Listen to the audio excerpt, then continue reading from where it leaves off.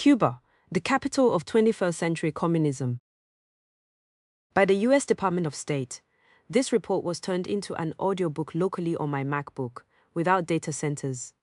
1. The revolutionary state. For nearly 7 decades, the Cuban regime has waged a sustained campaign of subversion against the United States. It is a campaign that has infiltrated the highest reaches of the US government, recruited and cultivated generations of American activists, backed an unprecedented wave of left-wing terrorism on American soil, and carried out one of the most durable and damaging foreign intelligence penetrations in American history. The Cuban campaign against America is unique. It is irregular and covert. Even at the peak of its military power, Havana never possessed the capacity to defeat the United States in a conventional armed conflict. Instead, the Cubans perfected a new model for a long war of attrition, organized around espionage, infiltration, sabotage, proxy networks, and a revolutionary infrastructure designed to turn America against itself. In contrast to every other aspect of Cuba's failed state, this model has yielded remarkable success. For over half a century, this small island nation with a chronically failing economy has operated at the center of a vast hemispheric network. The Cubans trained and armed tens of thousands of left-wing guerrillas, oversaw violent insurgencies that plunged multiple continents into chaos, and backed deadly extremist attacks across the United States. The island itself became the premier safe harbor for fugitive American terrorists, fleeing justice for bombings, armed robberies, and murders, as well as a forward operating base for a rotating cast of hostile foreign powers. Cuban agents infiltrated the top levels of the State Department, the National Security Council, and the Pentagon, operating undercover for decades without detection. But the most successful and enduring sphere of Cuba's campaign against America has taken place on the ideological battlefront. Since the 1960s, the regime has served as the beating heart of a new and distinct kind of Marxism, forged around an overriding resentment and fundamental hatred of the United States and the broader West. The Cubans devoted themselves to recruiting, cultivating, and mobilizing a global coalition of activists, intellectuals, and political groups around this cause, building a sprawling revolutionary network that shaped a disproportionate share of America's most famous and influential extremist movements, from the Black Panthers and the Weather Underground through to Antifa today. That network continues to maintain ties to powerful leftist nonprofits, anti-ICE collectives, socialist groups, and Marxist militant organizations across the United States. From its earliest years in power, the Cuban regime has believed that its own survival and strategic interests were inextricably linked to the advance of the revolutionary left inside the United States. This conviction has been one of the animating principles of Cuban foreign policy through to the present day. But unlike most other hostile states, Cuba's efforts to shape American politics are not solely driven by material geopolitical interests. The Cubans have always seen revolution in America as an end unto itself. It is impossible to understand modern Cuba without first understanding this unique and distinctive character. Since its founding in 1959, the raison d'etre of the regime in Havana has been the violent export of communism abroad, but its true target, above any other momentary enemy, has always been the United States. The specific and peculiar form of Marxism that the Cuban government helped to develop and seed was uniquely fitted for this purpose. While Soviet communism was frequently driven by more practical great power concerns, the preservation of the Soviet Empire and the defense of its material interests around the globe, its Cuban successor was built around a near-singular obsession with the liberation of the global South from its Western colonial oppressors. In the minds of the Cubans, there was only one path to this goal: the destruction of the Yankee imperialist regime. The common depiction of Cuba as a former client state of the Soviet Union is at best incomplete. While Havana maintained a close partnership with Moscow throughout the Cold War and relied on Russian patronage for essential material needs, the Cubans were never just a Soviet proxy. In fact, over the course of the latter half of the 20th century, Cuba and the Soviet Union came to represent substantially different poles in the global Marxist movement. Cuban communism helped shape a distinct and uniquely dangerous form of revolutionary leftism, built around racial, social, and even civilizational grievances, rather than economic class conflict, which would go on to instantiate itself as the dominant genre of left-wing radicalism around the globe.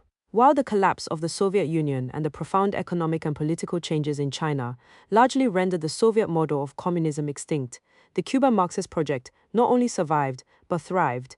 The institutional power of Leninism, Stalinism, and even Maoism, at least in their original orthodox forms, has been severely diminished. But Castro's ideological project now enjoys something approaching ideological hegemony in leftist circles both within and beyond the West, By the turn of the 21st century, Havana had solidified its place as the ideological capital of the modern radical left. 2. Birth of a new left. I swore to myself that the Americans were going to pay dearly for what they were doing.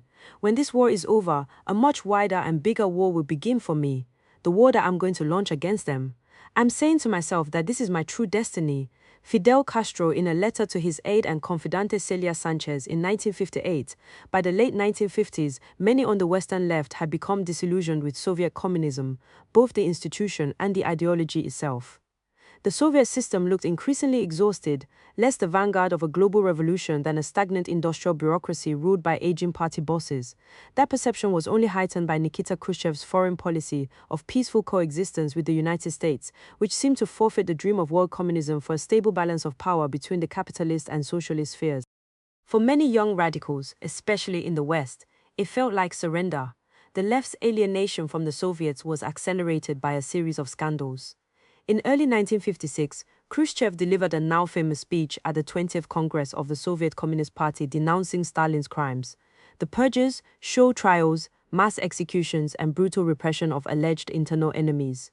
For communists around the world who had spent decades insisting that the reports of Soviet terror were capitalist slander, the speech was both a political and a psychological catastrophe. Their shock and horror only grew later that year, when Khrushchev sent in Soviet tanks to crush the Hungarian Revolution, violently suppressing the popular uprising in full view of the world under the banner of the same flag that leftists had celebrated as a symbol of liberation. In America, specifically, the left's growing disillusionment with the Soviet project was simultaneously accompanied by harsh government crackdowns against its domestic institutional organs, blacklists, McCarthy-era investigations and prosecutions, and a slate of anti-communist laws at both the state and federal levels. In 1947, the Communist Party USA reportedly boasted well over 75,000 members. By 1959, by one estimate, that number had fallen to below 5,000. That same year, a victorious Fidel Castro marched into Havana, greeted by the jubilant cheers of massive crowds. For the Western left, particularly in the United States, Cuba was the harbinger of a new kind of revolution. It was animated by a missionary zeal that Moscow had long since forgotten, and offered a novel theory of struggle and liberation. Whereas classical Marxism argued that revolution was only possible under specific material conditions, which would develop over time in determinate stages, feudalism to capitalism to socialism, and so on, Castro and his comrades were entirely uninterested in deferring to the abstract forces of history. In lieu of the academic theorizing of Marx and Engels, the Cubans spoke of struggle, will, action. Castro's famous exhortation in his Second Declaration of Havana, 1962, would become a rallying cry for radicals across the world. The duty of every revolutionary is to make the revolution. But the differences between Havana and Moscow ran far deeper than strategic disagreements. Marxism, at least in its orthodox form, was not the original battle cry of the Cuban Revolution. Castro described himself as a radical, a revolutionary, a freedom fighter, but repeatedly denied being a communist. At the time, in 1959, even the CIA had internally arrived at the same conclusion, although its assessment quickly evolved in the ensuing years. It wasn't until the end of 1961, nearly 3 years after taking power, and only after the consolidation of the Cuban-Soviet alliance, that Castro declared himself a Marxist-Leninist. Even then, Castro's Marxism was radically different from its Soviet counterpart. It was permeated by something new, the doctrine of tercermundismo, third worldism. The concept of the Third World had initially emerged in the context of the Cold War, referring to the bloc of nations in Asia, Africa, Latin America, and the Middle East that belonged neither to the American capitalist First World nor the Soviet Socialist Second World spheres. But in Castro's Cuba, the concept would harden into both a self-conscious ideology and a revolutionary identity. Cuba's Tricontinental Conference in 1966 was a foundational event in the inauguration of Third Worldism as a global revolutionary project. The conference assembled more than 500 revolutionary delegates representing anti-imperialist movements from across 82 countries. African, Arab, Asian, and Latin American revolutionaries came together in Havana under the banner of a new identity, a new doctrine, and a new enemy. It was followed by a long line of conferences, commissions, and congresses that would shape the Third World Revolution in Cuba over the following decade. Soviet Committee for Afro-Asian Solidarity Uruguay, Left Front of Liberation FIDO, Venezuela Front of National Liberation FLN, South Vietnam Afro-Asian Solidarity Committee Yemen. Yemen Afro-Asian Solidarity Committee South Yemen National Liberation Front of Occupied South Yemen Zimbabwe African People's Union. What emerged from this milieu was a new theory of revolutionary politics. The struggle had expanded from a class war to a much larger civilizational conflict, demanding not just economic equality, but social, cultural, and even spiritual transformation. Its advocates spoke the language of a single planetary struggle, stretching from the battlefield to the classroom, between the West and the Third World. In their telling, the revolutionary agent was no longer the industrial proletariat, but the colonized nations and peoples of the global South. The principal antagonist of world history was no longer capital, but Western civilization itself, as the socialist magazine Jacobin approvingly recounted earlier this year. It was Cuba that was seen by many in the Third World as the ideal site for radically rethinking anti-colonialism, anti-imperialism, and decolonization. What Cuba was proposing, Jacobin writes, was essentially a decolonization of Marxist thought. History, in the classical Old Left view, was the story of class struggle. The proletariat was a universal class, raceless and nationless, at least in principle. The Cuban regime, in contrast, claimed to be speaking for the colonized peoples of Asia, Africa, and Latin America, and crucially, their supposed domestic counterparts inside Western countries.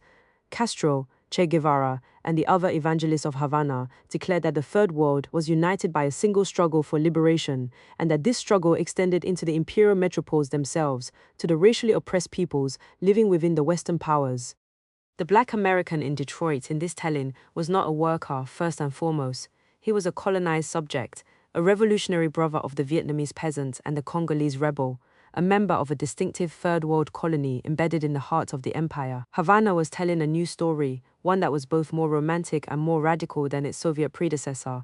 It was a story in which the Black Panther, the Puerto Rican militant, and the anti-war student radical were part of the same global drama as the Cuban revolutionary, the Algerian insurgent, and the Colombian guerrilla. In Cuba's telling, the oppressed peoples of the world from Harlem to Hanoi all shared one enemy. The same racist Yankee imperialism victimizing Africa, Asia, and Latin America was victimizing blacks and other minorities inside the United States. Che Guevara's famous call for 2, 3, or many Vietnams in his 1967 message to the Tricontinental, urging his fellow revolutionaries to open up 100 fronts of war against the American empire, was not merely addressed to the global South, but to American radicals in the belly of the beast. Fidel Castro gives a speech in Havana, Cuba in January 1959, shortly after seizing power. Getty Images, and the American radicals were listening. The ensuing years would witness an unprecedented explosion of left-wing violence and terror across the United States. In one 18-month period between 1971 and 1972, the FBI counted some 2,500 bombings on American soil, a rate of nearly 5 a day. The wave of far-left terror that swept America in the second half of the 20th century was not just inspired, but actively facilitated by Cuba. The infamous Weather Underground was shaped by its leadership's direct contact with Cuban officials, and Cuban spies provided covert operational support to the far-left terrorist group during its bombings across the United States in the ensuing years. Delegations of American radicals traveled to Cuba to learn the tactics of urban terrorism and guerrilla warfare. Cuban intelligence agents helped to found, train, and arm Puerto Rican communist groups that would prove to be among the most active and deadly terrorist groups in American history. And when Black Panther leaders sought to escape justice for their own crimes on American soil, it was Cuba where they found safe harbor. It was Havana, not Moscow, that emerged as the capital of the new ideology of revolution. The Soviets would in time support many of the Third Worldist insurgencies and revolutionary movements across the global South, seeing the obvious strategic value in gaining new client states and weakening the global influence of the American capitalist bloc. But the Kremlin's embrace of Third Worldism was always a marriage of convenience, conducted with an awkward ideological unease. The Soviets could never quite figure out how to square its wild-eyed doctrines with their orthodox Marxist party line. They were speaking Third Worldism as a second language. The Cubans spoke it as their native tongue, whereas the old Soviet left had been built around the party, labor unions, and Marxist theories of economic class struggle. The new left was animated by black power, radical feminism, third world liberation, and above all else, the radical rejection of Western culture, history, and identity in all its forms. As this report will show, it is nearly impossible to overstate the influence that the Cuban Revolution had on this shift, both in the United States and across the world. As the New Left student activist Alan Young was quoted as remarking in 1970, Fidel, Che Guevara and Regis Debray are really the influence on our movements. The thing that was exciting about the Cuban Revolution was that it first made the break with the old left. Castro was one of the fathers of the New Left. Many of the specific New Left organizations of the 1960s-70s have disappeared, but Cuba's influence went on to burrow much further into American institutions. Through its cultivation of American activists, its infiltration of American universities, its sprawling influence and espionage networks, and its position as the spiritual hub of the Third World Revolution, becoming a pilgrimage destination for generations of New Left activists and intellectuals, Cuba has played an instrumental role in shaping America's radical left from the 1960s through to today. 3. Exporting revolution. Almost every Latin American republic has felt Cuba's interference at least once. As soon as Castro assumed power in Cuba in January 1959, Havana became the center for subversive operations against other Latin American countries. U.S. Intelligence Memorandum, September 1971. From the beginning, Castro's foreign policy was organized around his singular ambition to export his revolution across the hemisphere, and no enemy ranked higher on his list than the United States. Castro launched his evangelization campaign in America almost immediately after seizing power. The Fair Play for Cuba Committee, FPCC, founded in April 1960 in New York City and funded by the new Castro regime, was the first of many groups dedicated to building a revolutionary Cuban column within the United States. The group placed full-page ads in the New York Times, organized American delegations to Havana, hosted pro-Castro protests and strikes, and built local chapters across the country to advance the revolutionary vision of the new Cuba. In 1966, Castro convened the Tricontinental Conference.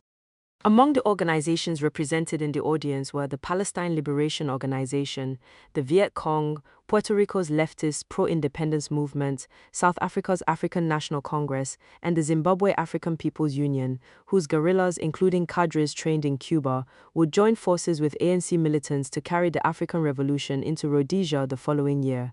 The Tricontinental magazine that was born from the conference became a major global influence in its own right, publishing quarterly issues brimming with radical essays, poetry, and art, which circulated to tens of thousands of readers across nearly 90 countries. For decades, Tricontinental was the most influential vehicle for the global iconography of anti-imperialism, its fold-out posters of Che Ho, Lumumba, and other Third World revolutionaries, and its colorful Yankee out. Flyers passed through every New Left publisher, student group, bookstore, and organizing committee in the West. 3 years later, the Venceremos Brigade was born. Over the next half-century, the brigade would transport thousands of American radicals to the island to network with regime officials and receive political education in the principles of the Cuban Revolution. U.S. officials would soon learn that the program was dominated by Cuban spies, designed and run as a vehicle for Havana's operatives to infiltrate and shape the American radical milieu. In the decade that followed the Cuban Revolution, a sprawling ecosystem of American groups, many of them closely linked to Cuban intelligence, emerged to tout the cause of the new regime. In 1962, the New York Times reported that a group calling itself the North American Friends of Cuba had formed a highly vocal American exile colony in Cuba. Among these American expats was Robert F. Williams, who had fled his perch as a NAACP leader in North Carolina and relocated to Cuba on the island. The Times wrote, Williams had quickly become the Castro regime's prize exile, despite not speaking a word of Spanish. He was an in-demand speaker at Havana rallies and on Cuban television and radio. Today, Williams is regarded as one of the intellectual godfathers of America's militant Black Power movement. But many of his ideas did not originate on American soil. They were projected into the country from Cuba, with the new communist government's eager support. Reports indicate that Castro personally intervened to ensure Williams was given access to a powerful 50,000-watt transmitter, providing his weekly Radio Free Dixie program with the reach to penetrate deep into the United States. From Havana, Williams' weekly calls to racial revolution were heard on airwaves across America, urging American blacks to take up armed struggle against their country. His broadcasts and writings inspired the birth of what would come to be known as the Black Panther Party. Third Worldism was not just a formal pillar of Cuban state ideology, it was a deliberate foreign policy strategy. Cuban operatives sought to aggressively recruit American minority groups as internal revolutionary agents. Former senior Cuban intelligence officers later testified that one of their directives was to exacerbate the racial problem in the United States, exploiting racial conflict to recruit American sympathizers and weaken the Yankee imperialists. In a July 1980 meeting with Central American revolutionaries, one Senate testimonial later recounted, Castro himself reportedly boasted that his agents in the United States were so industrious and well-placed that they had the capacity to create race riots at a moment of his choosing, race riots on a scale that he said would make the Miami troubles look like a sun shower. There was reason to believe it wasn't all bluster. 2 years later, Florida law enforcement testified to catching Cuban intelligence affiliates teaching black youth in Miami to firebomb schools. But Cuba's plans for the United States were far more ambitious than periodic bouts of urban unrest. Over the next 2 decades, violent guerrilla insurgencies and deadly terrorist campaigns would sweep across the Western Hemisphere. Almost all of them were connected in some way to a small island nation 90 miles south of the Florida coast. 3. Many Vietnam's Cuba's political project has always been inseparable from its concrete interests. The regime's formal commitment to Marxism and Third Worldism also serve as vehicles for the more practical concerns of Havana's ruling elites. Guevara's doctrine of 3. Many Vietnams, violently overthrowing pro-American governments and replacing them with a bloc of revolutionary states, was both an ideological and a strategic imperative. Castroid uprisings in the Western Hemisphere do not only advance the global vision of the Cuban Revolution, they also expand Havana's sphere of influence, obtain new allies and proxies, and strengthen the regime's position both abroad and at home. As a result, the Cuban regime is inextricably tied to a much larger radical network that it has constructed across the Western Hemisphere. For more than 6 decades, Communist Cuba has been the foremost sponsor of revolutionary leftism in the Americas.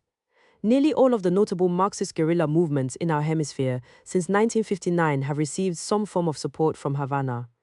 Cuba established itself as the nexus of Latin America's revolutionary left in the immediate wake of the Tricontinental Conference, when the conference's 27 Latin American delegations formed the Latin American Solidarity Organization, OLAS.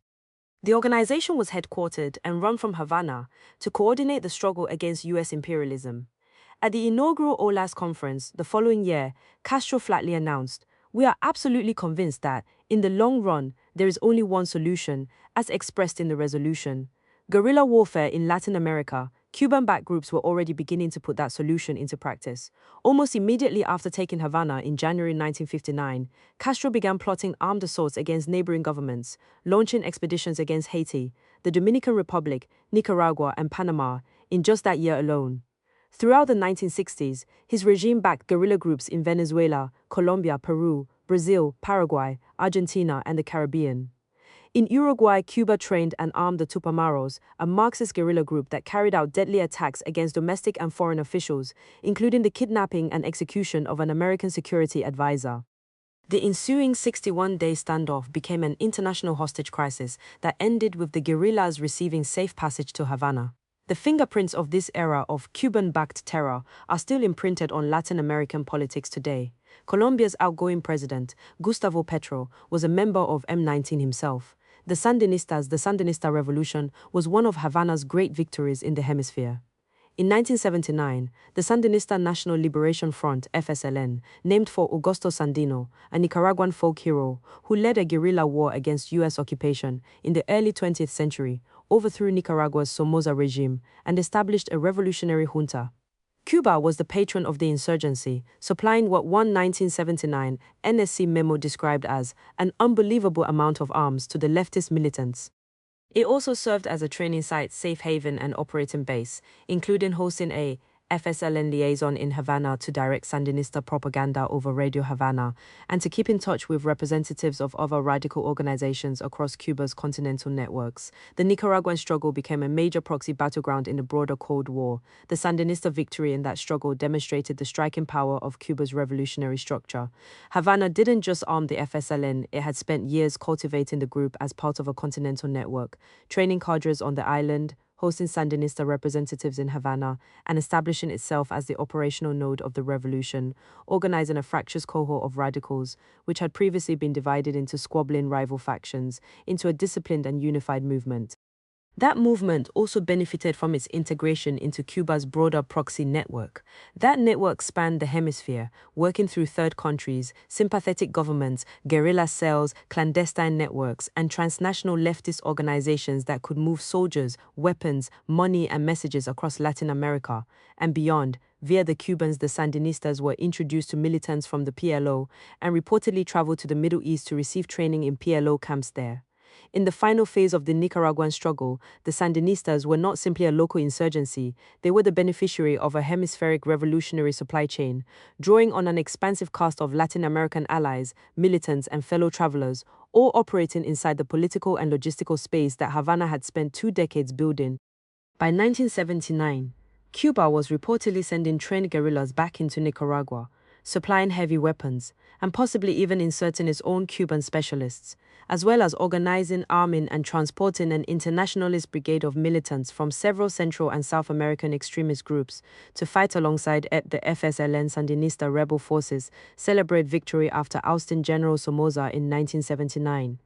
Getty Images. The result was a proof of concept for Cuba's revolutionary strategy, demonstrating that the small island nation's guerrilla networks and intelligence infrastructure could project power and shape events across an entire region, turning local insurgencies into a coordinated continental offensive against American-aligned governments. Nicaragua became the forward base for further Cuban expansion, creating a revolutionary state that would serve as a sanctuary, training base, arms conduit, and political model for the next generation of Castroid insurgencies in El Salvador, Guatemala, Honduras, and beyond.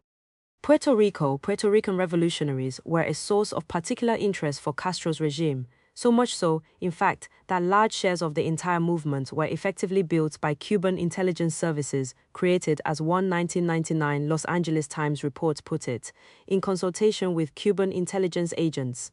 Filiberto Ojeda Rios, one of the most infamous Puerto Rican terrorists in modern history, was recruited as a DI agent and trained in explosives and urban guerrilla tactics while living in Cuba. Rios reportedly passed his Cuban training on to other Puerto Rican militants and co-founded the Marxist-Leninist Armadas de Liberación Nacional Puertorriqueña (FAUN) terrorist organization. The guerrilla group proved to be the most active and deadly domestic terrorist organization of its day, carrying out as many as 130 bombings between 1974. In the mid-1970s, Rios also reportedly helped to organize the Macheteros, a parallel guerrilla cadre that launched its own wave of bombings, robberies, assassinations, and other attacks across both Puerto Rico and the United States in 1979. A cell of AK-47 wielding Macheteros militants staged an armed ambush of a U.S. Navy bus, killing 2 sailors and wounding 9 others. Less than 3 years later, a Macheteros ambush on 4 sailors from the USS Pensacola claimed another American life. FBI files later described extensive contacts between Macheteros leaders and Cuban intelligence personnel, including meetings and communications through Mexico City, a major hub for Cuban diplomatic and intelligence activity. U.S. intelligence reporting described the group as effectively a Cuban front, supported and directed by the Cubans at a first-hand level. Puerto Rican extremists' links to Cuba were visible in the infrastructure of their attacks. When the Macheteros fired an anti-tank rocket at the building housing the FBI San Juan headquarters in 1983, they used U.S. military hardware that had been captured in Vietnam and subsequently shipped to Cuba.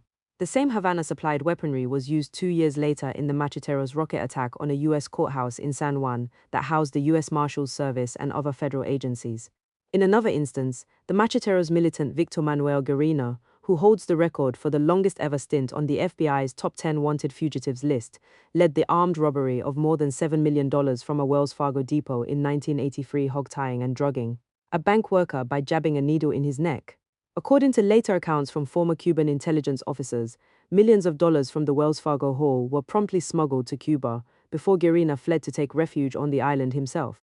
Cuban officials allegedly provided Guerrino with forged identity documents to help him slip out of the country. They provided the same sanctuary for the notorious Fallen bomb maker William Morales, who fled to Cuba and lived beyond the reach of U.S. justice for decades. By 1973, the FBI estimated that some 135 Puerto Rican militants had received extensive instruction in guerrilla war tactics, preparation of explosive artifacts, and sophisticated methods of sabotage within Cuba itself.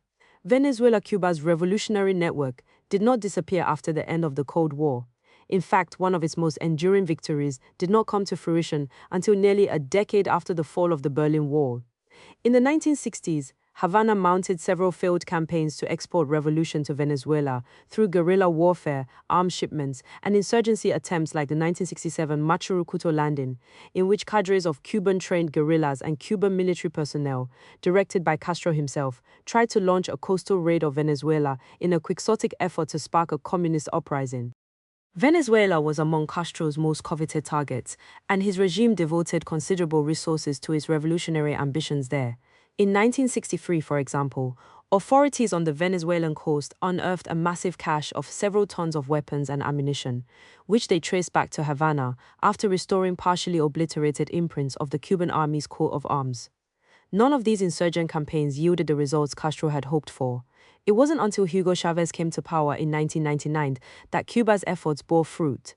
By then, the regime's operatives had perfected a far more sophisticated and successful method than open guerrilla warfare. They no longer had to smuggle arms and weapons to Guevara's focal cells in the mountains. In Chavez, they found a zealously radical Venezuelan officer who could win power electorally, at least initially, refound the state constitutionally, and establish a pro-Cuban dictatorship that opened up the institutions of a major oil power to Havana. In short order, the Chavez regime handed Cuba the keys to the resources, capital, and power of one of the richest countries in Latin America. In the ensuing years, Cuba solidified an influential position in the Venezuelan state through a series of successive compacts and agreements.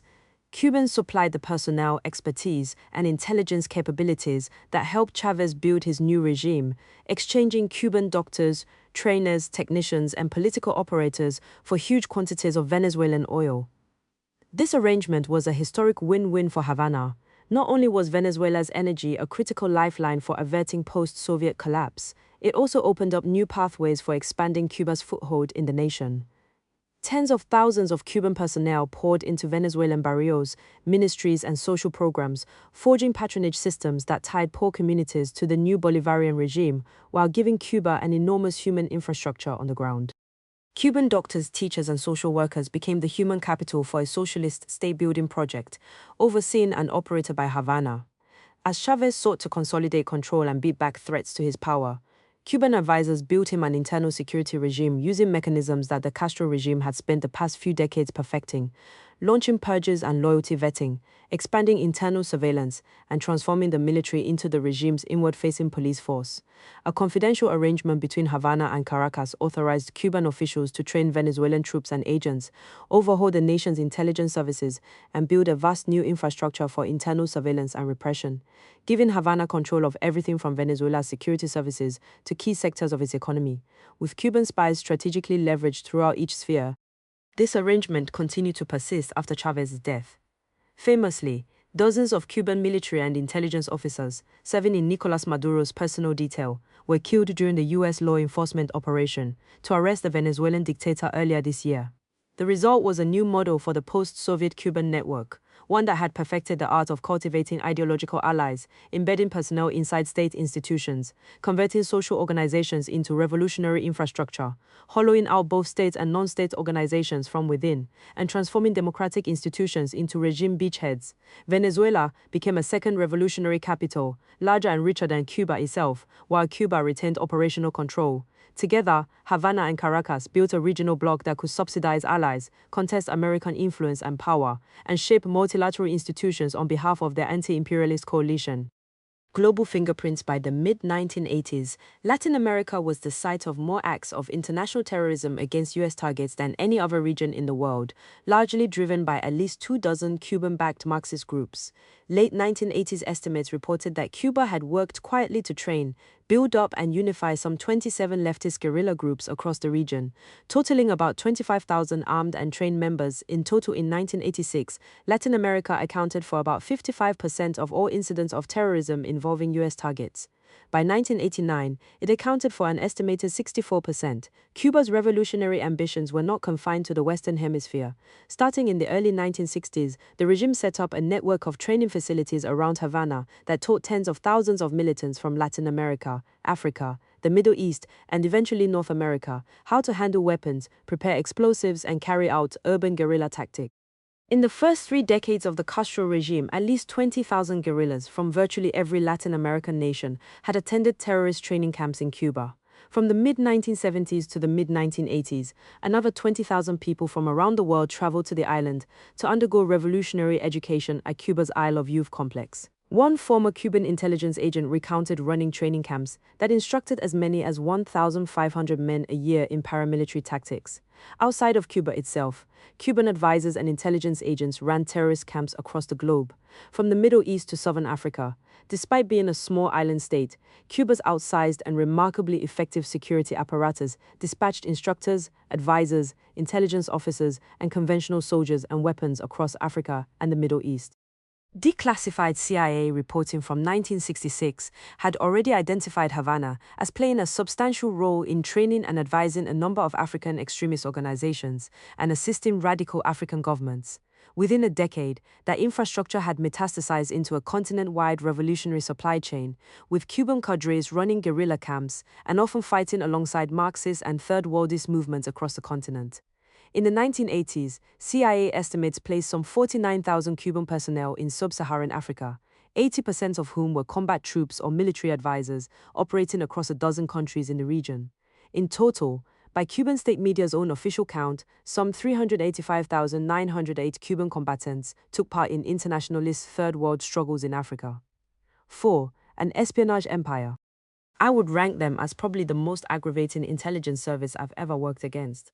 That's not just because they're so devious and ruthless, but because they're so good. James Olson, former chief of counterintelligence at the CIA, the Cuban intelligence service has always been against the United States exclusively. All the other countries where they work, they do it to direct the activity against the United States. Gerardo Peraza, former senior Cuban intelligence official, on June 6, 1987, Major Florentino Aspilaga Lombard drove a government-issued Mazda across the Czechoslovak border and presented himself at the U.S. Embassy in Vienna. He had served with distinction in the highest ranks of Cuban intelligence, receiving a personal commendation from Fidel Castro himself. While stationed in Bratislava, running a Cuban front company, Aspilaga had decided, after years of growing disillusionment with Castro's regime, to defect to the United States. As he informed the awestruck U.S. officials in Vienna, he was prepared to give the Americans everything he knew. Aspilaga was the most important Cuban agent ever to cross over to the CIA, as one Washington Post report put it the next year.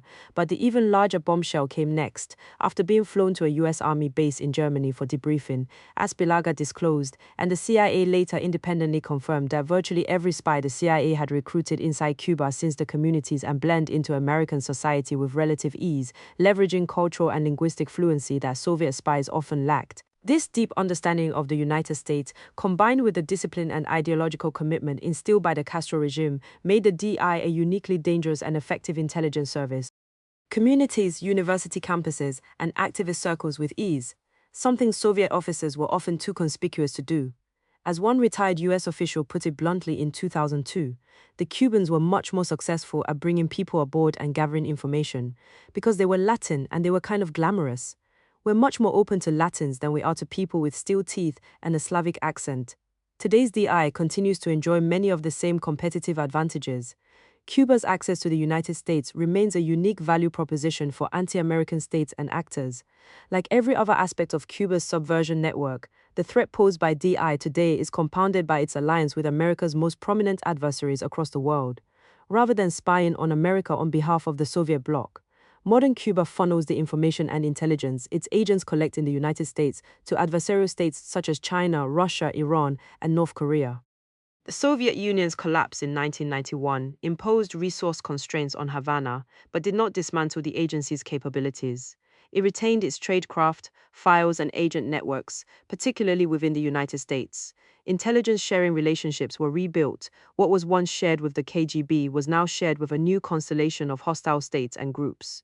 Cuba's intelligence access to the United States remained its most valuable asset. Characteristics of Cuban spycraft DI is not a conventional spy agency.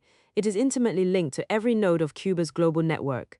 As is frequently the case in totalitarian regimes, every Cuban organization answers to the Cuban state. Given Havana's long-standing emphasis on espionage, DI agents and affiliates maintain a ubiquitous presence across Cuban institutions, regardless of whether those institutions are formally associated with the agency. In the United States, the Cuban Interest Section in Washington, D.C., and the large Cuban mission to the United Nations in New York City have both long been known to serve as operating bases for covert Cuban intelligence operations.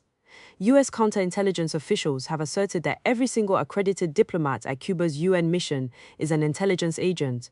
One official jokingly remarked that many of the mission's personnel frankly don't even know where the UN is. In 2003, the U.S. government expelled 14 Cuban diplomats from the Washington and New York Posts for engaging in activities deemed to be harmful to the United States outside their official capacity, diplomatic shorthand for espionage. There are several key characteristics of Cuban intelligence operations that distinguish it as a unique threat. True believers, Cuba's intelligence strategy differs from the standard Russian, Chinese, or Iranian model in at least one major respect. Rather than paid mercenaries, Cuba recruits die-hard ideologues. Whereas other intelligence services often buy their assets, or particularly in the case of China, exploit the national loyalties of their ethnic diaspora, Cuba's most consequential and damaging American spies were what one might describe as true believers. Most were never paid significant sums of money, beyond occasional reimbursement for operational expenses. Under the perpetual resource constraints of a small embargoed economy, Cuban intelligence perfected an alternative recruitment model around exploiting ideological loyalty. In many cases, that model has outperformed anything money could buy. Not only does it mean that Cuba's American spies tend to be fiercely loyal to Havana, it also often renders them uniquely inconspicuous. In contrast to paid agents, they have no obvious paper trail, unexplained deposits, sudden luxury purchases, or paid-off debts.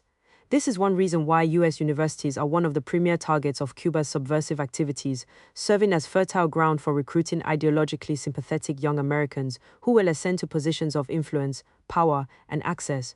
U.S. intelligence analysis and DI defector testimony have both established that Cuban intelligence treats infiltrating American universities as a top priority. As one former Cuban agent recounted, the regime's intelligence operation seeks to identify politically engaged leftist students at elite U.S. universities who will go on to occupy positions of importance in the private sector and in the government.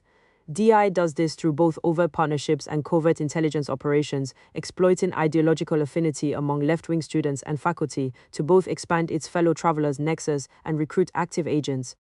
DI's founder himself, Manuel Piñero, also known as Commander Barbaroja Redbeard, attended Columbia University in the 1950s. Cuban organizations and academic institutions maintain scholarships, exchange programs, and other partnerships with a striking number of elite universities in the United States.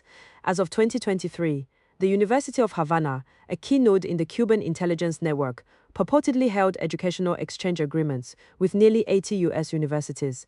As recently as 2017, representatives from Harvard University traveled to Havana themselves to sign an agreement with Cuba's Ministry of Higher Education, expanding opportunities for potential collaborative research and cooperation between Harvard and Cuban universities, such as short courses, internships, research visits, publication of research articles, and academic workshops and conferences. Long-term target development. The DI tends to prioritize long-term placement over short-term collection. It targets candidates at their moment of maximum impressibility and ideological openness, frequently as undergraduate or graduate students in elite universities, and begins a development process that may span years before the asset is in a position to yield results. Cuba has cultivated spies who operated for decades before being caught by U.S. counterintelligence officials. In that time, they climbed to the highest ranks of the U.S. government and obtained access to the America's most sensitive top-secret materials. The information they passed on to the Cubans, which were then routinely passed on to Cuban proxies and allies around the world, did an unquantifiable amount of damage to U.S. interests. It was also likely directly responsible for the deaths of several American soldiers, agents, and citizens. Influence espionage integration. DI treats espionage, propaganda, and general ideological or political influence operations as part of one integrated project, utilizing the same network and infrastructure to recruit assets to spy on its behalf and to advance its interests in more general terms. Cuban intelligence works to both collect information and conduct influence activity, and may develop people who do not have secret access but whose political tendencies or public position can still support Cuban interests. According to DI defectors, Cuban intelligence doctrine operates according to several asset categories: a useful link who may lack access to secrets but can help active measures, influence public opinion or political objectives because of their position and/or ideology. Hybrid influence espionage actors who knowingly work with Cuban intelligence government, possibly with access to sensitive information, but not necessarily under full clandestine tradecraft, and a full intelligence agent with access, motivation, clandestine communications, training and discipline. Victor Manuel Rocha, 1973-2023. In December 2023, the Department of Justice charged Victor Manuel Rocha, then 73 years old, with secretly acting for decades as an agent of the Cuban government. In April 2024, he was sentenced to 15 years in federal prison after pleading guilty to conspiring to act as an agent of a foreign government. Then Attorney General Merrick Garland called Victor Rocha's case one of the highest-reaching and longest-lasting infiltrations of the United States government by a foreign agent. Rocha, a Colombian-born naturalized U.S. citizen who grew up in Harlem, serves as a perfect representation of the DI asset recruitment strategy. He was educated at Yale 1973, Harvard's Kennedy School 1976, and Georgetown School of Foreign Service 1978, before joining the State Department as a Foreign Service officer in 1981. He would go on to serve in diplomatic posts across Latin America and a series of increasingly influential roles in the U.S. government. Director of Inter-American Affairs on the White House National Security Council under President Clinton, 1994-95, Deputy Principal Officer at the U.S. Interest Section in Havana, 1995 to 1997, and then U.S. Ambassador to Bolivia from 2000 to 2002. Rocha subsequently served as an advisor to the Commander of U.S. Southern Command, which oversees all U.S. military activities in Latin America. For roughly 50 years, from 1973 until his arrest in December 2023, Rocha was a Cuban spy. He was first recruited in 1973 while in Chile, 5 years before he was naturalized as a U.S. citizen. He would later admit to an undercover U.S. officer posing as a Cuban DI handler that he had constructed the legend of a right-wing person to camouflage his loyalty. In that conversation, Rocha described the United States as the enemy, boasted that what we, e.g. Cuban intelligence, have done is enormous and more than a grand slam, and said his number one priority was undermining any action on the part of Washington that would endanger the life of the leadership or the revolution itself. He had visited Havana to meet with his handlers as recently as 2017, traveling via a circuitous route through several other countries before boarding his final flight to Cuba. The federal government's damage assessment of Rocha's espionage is ongoing and expected to take years. Federal prosecutors have publicly stated that the full damage of Rocha's covert activities may never be known. In 2026, the Department of Justice filed a civil denaturalization complaint to strip Rocha of his U.S. citizenship. Ana Belén Montes, 1984-2001. Ana Montes was born on a U.S. Army base in Nuremberg in 1957. Her father was an Army psychiatrist. Both her sister Lucy and her brother Tito would go on to work for the FBI, the latter as a special agent, and the former as a Spanish-language analyst who won awards for taking down Cuban spy rings. Montes' former boyfriend was a Pentagon intelligence officer specializing in Cuba. None of these individuals were aware that Montes was a Cuban spy. Montes was recruited by DI in 1984 as a graduate student at the Johns Hopkins School of Advanced International Studies (SAIS), and was subsequently instructed by her handlers to apply for U.S. government positions that would grant her access to classified intelligence. She accepted a job at the Pentagon's Defense Intelligence Agency, DIA, and quickly rose through the ranks to become the DIA's senior Cuba analyst, nicknamed the Queen of Cuba by her DI co-workers due to her stellar reputation at the agency. She was responsible for briefing the Joint Chiefs of Staff and the National Security Council about Cuban military capabilities and helped to draft a 1998 Pentagon report to Congress concluding that Cuba does not pose a significant military threat to the United States or to other countries in the region. In 2012, former National Counterintelligence Executive Michelle Van Cleve testified to Congress that Montes compromised everything, virtually everything, that we knew about Cuba and how we operated in Cuba and against Cuba, and it is also likely that the information she passed contributed to the death and injury of American and pro-American forces in Latin America. Indeed, Montes would later admit to having revealed the identities of at least 4 undercover officers working in Cuba.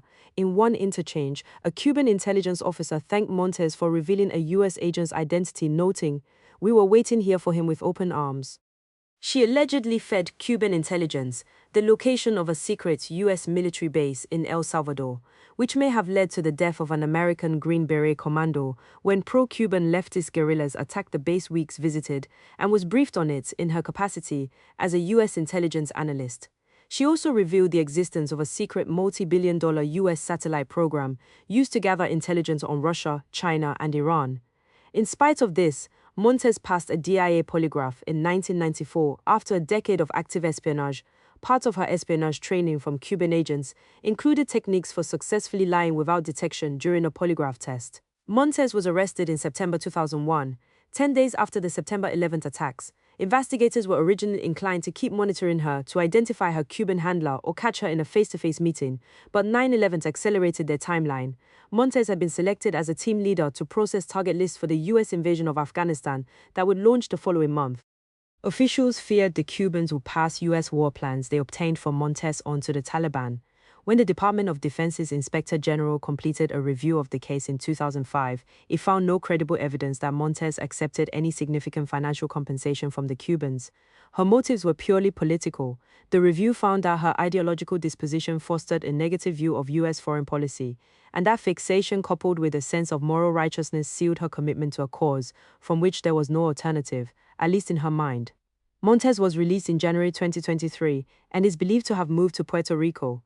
She has not shown any public remorse. Walter Kendall Myers and Gwendolyn Myers, and 1979-2009. Walter Kendall Myers was the great-grandson of Alexander Graham Bell. Raised in privilege, he was educated at Brown University and Johns Hopkins, where he earned a PhD. He taught as a professor at CIS and worked his way up through the ranks in the State Department's Bureau of Intelligence and Research, providing him with access to some of the most highly sensitive intelligence in the US government. He was 72 years old when the FBI arrested him. He had been a Cuban intelligence agent for 30 years. Myers was recruited by Cuban intelligence after his trip to Cuba in 1978, which he made at the invitation of a Cuban official at the Cuban mission in New York. On the island, Cuban intelligence had made contact with Myers and assessed his viability as an asset. Roughly 6 months later, a Cuban official traveled to South Dakota, where Walter and Gwendolyn were living together, and recruited them both as a pair to serve as clandestine agents of the Cuban government. The couple married in 1982. Cuban intelligence subsequently directed Myers to pursue a job at either the State Department or the CIA. Over the next 30 years, he and his wife passed classified information through shortwave radios, dropped packages in supermarket shopping carts, and met with handlers while traveling to Cuba under false identities. In 1995, they were secretly flown to Cuba and spent 4 hours in a private meeting with Fidel Castro himself. When the FBI launched an undercover sting in 2009, Myers was recorded telling an agent he believed to be a DI handler that he wanted to resume his work for Cuba, saying, "I was actually thinking it would be fun to get back into it." He pleaded guilty in November 2009 to conspiracy to commit espionage and 2 counts of wire fraud on July 16, 2010. He was sentenced to life in prison without the possibility of parole. Gwendolyn received 81 months. Gwendolyn died in 2015. Walter Myers died of cancer in March 2026, at the age of 88, in the Federal Medical Center in Springfield, Missouri. He was unrepentant to the end. At sentencing, Myers told the court that their only objective was to help the Cuban people defend their revolution. Walter Kendall Myers and wife Gwendolyn, Reuters, the WASP network Red Avispa, dismantled 1998. La Red Avispa, also known as the WASP network, was one of the largest Cuban spy rings ever uncovered on American soil at the time of its collapse in 1998. For most of the 1990s, the Cuban government ran a clandestine network of undercover agents and intelligence officers in South Florida. Its mission was twofold: infiltrate and gather intelligence on U.S. military installations and embed in Cuban diaspora networks, where agents were tasked with infiltrating, monitoring, and disrupting the Cuban exile organizations that Havana regarded as the most dangerous enemies of the Castro regime. In September 1998, the FBI arrested 10 members of the network. 14 defendants were ultimately charged, 4 of whom remained fugitives, while the U.S. government expelled 3 Cuban diplomats at the UN mission for their alleged involvement with the network. Subsequent estimates have suggested the number of spies in the WASP network extended well beyond the 14 people formally charged, although the full number has never been publicly established. The network was led by Gerardo Hernandez, a Cuban intelligence officer who posed as a Puerto Rican civilian using the Manuel Viramontes. From that cover position, Hernandez supervised agents who reported on exile groups including Brothers to the Rescue, Alpha 66, the F-4 Commandos, and the Cuban American National Foundation. Brothers to the Rescue was the network's most consequential target. Founded in Miami, the group initially became known for flying small civilian aircraft over the Florida Straits to search for and provide aid to Cuban rafters fleeing the island. Over time, it also became a direct irritant to Havana, especially after its pilots began flying near Cuba and dropping anti-Castro leaflets over Havana. Cuban intelligence penetrated the group deeply. Two WASP network agents, René González and Juan Pablo Roque, embedded within Brothers to the Rescue as volunteer pilots. They joined flight, built relationships inside the organization, and reported information back through the network to Havana. Roque's cover went even further. After arriving in the United States as a supposed Cuban Air Force defector, he courted Ana Margarita Martinez, a Cuban-American woman in Miami, and married her in 1995. Less than a year later, on February 23, 1996, he vanished back to Cuba, leaving Martinez to discover, via public news reports, that the man she had married was not an exiled dissident, but a Cuban operative. The next day, 3 Brothers to the Rescue aircraft departed South Florida. 2 of them, unarmed civilian Cessna 337 Skymasters, were intercepted by Cuban fighter jets over international waters north of Cuba, and destroyed all 4 men aboard. 3 of them U.S. citizens, the other a U.S. permanent resident, were killed. Decoded Cuban intelligence communications showed that Havana had prepared a mission called Operation Scorpion, designed to perfect a confrontation with Brothers to the Rescue. The messages directed Hernandez to collect detailed information about future Brothers flights and to make sure Cuban agents were not aboard Brothers aircraft on the key dates surrounding February 24. Hernandez was convicted not only of espionage-related offenses and acting as an unregistered Cuban agent, but also of conspiracy to commit murder. He was sentenced to life in prison. The trial also exposed other WASP network operations. Operation Picada was a sabotage and disinformation campaign against Brothers to the Rescue, with decoded messages showing discussions of burning the group's hangar or damaging its aircraft in a way that would look like an accident, negligence, or even self-sabotage, and then spreading rumors that Brothers leader Jose Basuto had staged the incident for insurance money and donations. Another operation, known as Operation Parallel, involved a plan to kill a Miami man whom Cuban intelligence had identified as a CIA officer with a mail bomb disguised as a book and packed with plastic explosive. The plot was uncovered before it was carried out. The WASP network's targets were not limited to Cuban exile organizations. Antonio Guerrero, another member of the network, obtained work as a sheet metal worker at Naval Air Station Key West's Boca Chica field. From that position, he reported on aircraft movements, personnel activity, and the layout and operations of the base. Other members were assigned to collect information on U.S. Southern Command. The evidence presented at trial included more than 1,000 pages of decoded communications recovered from nearly 1,000 encrypted computer disks seized from network members' apartments in South Florida.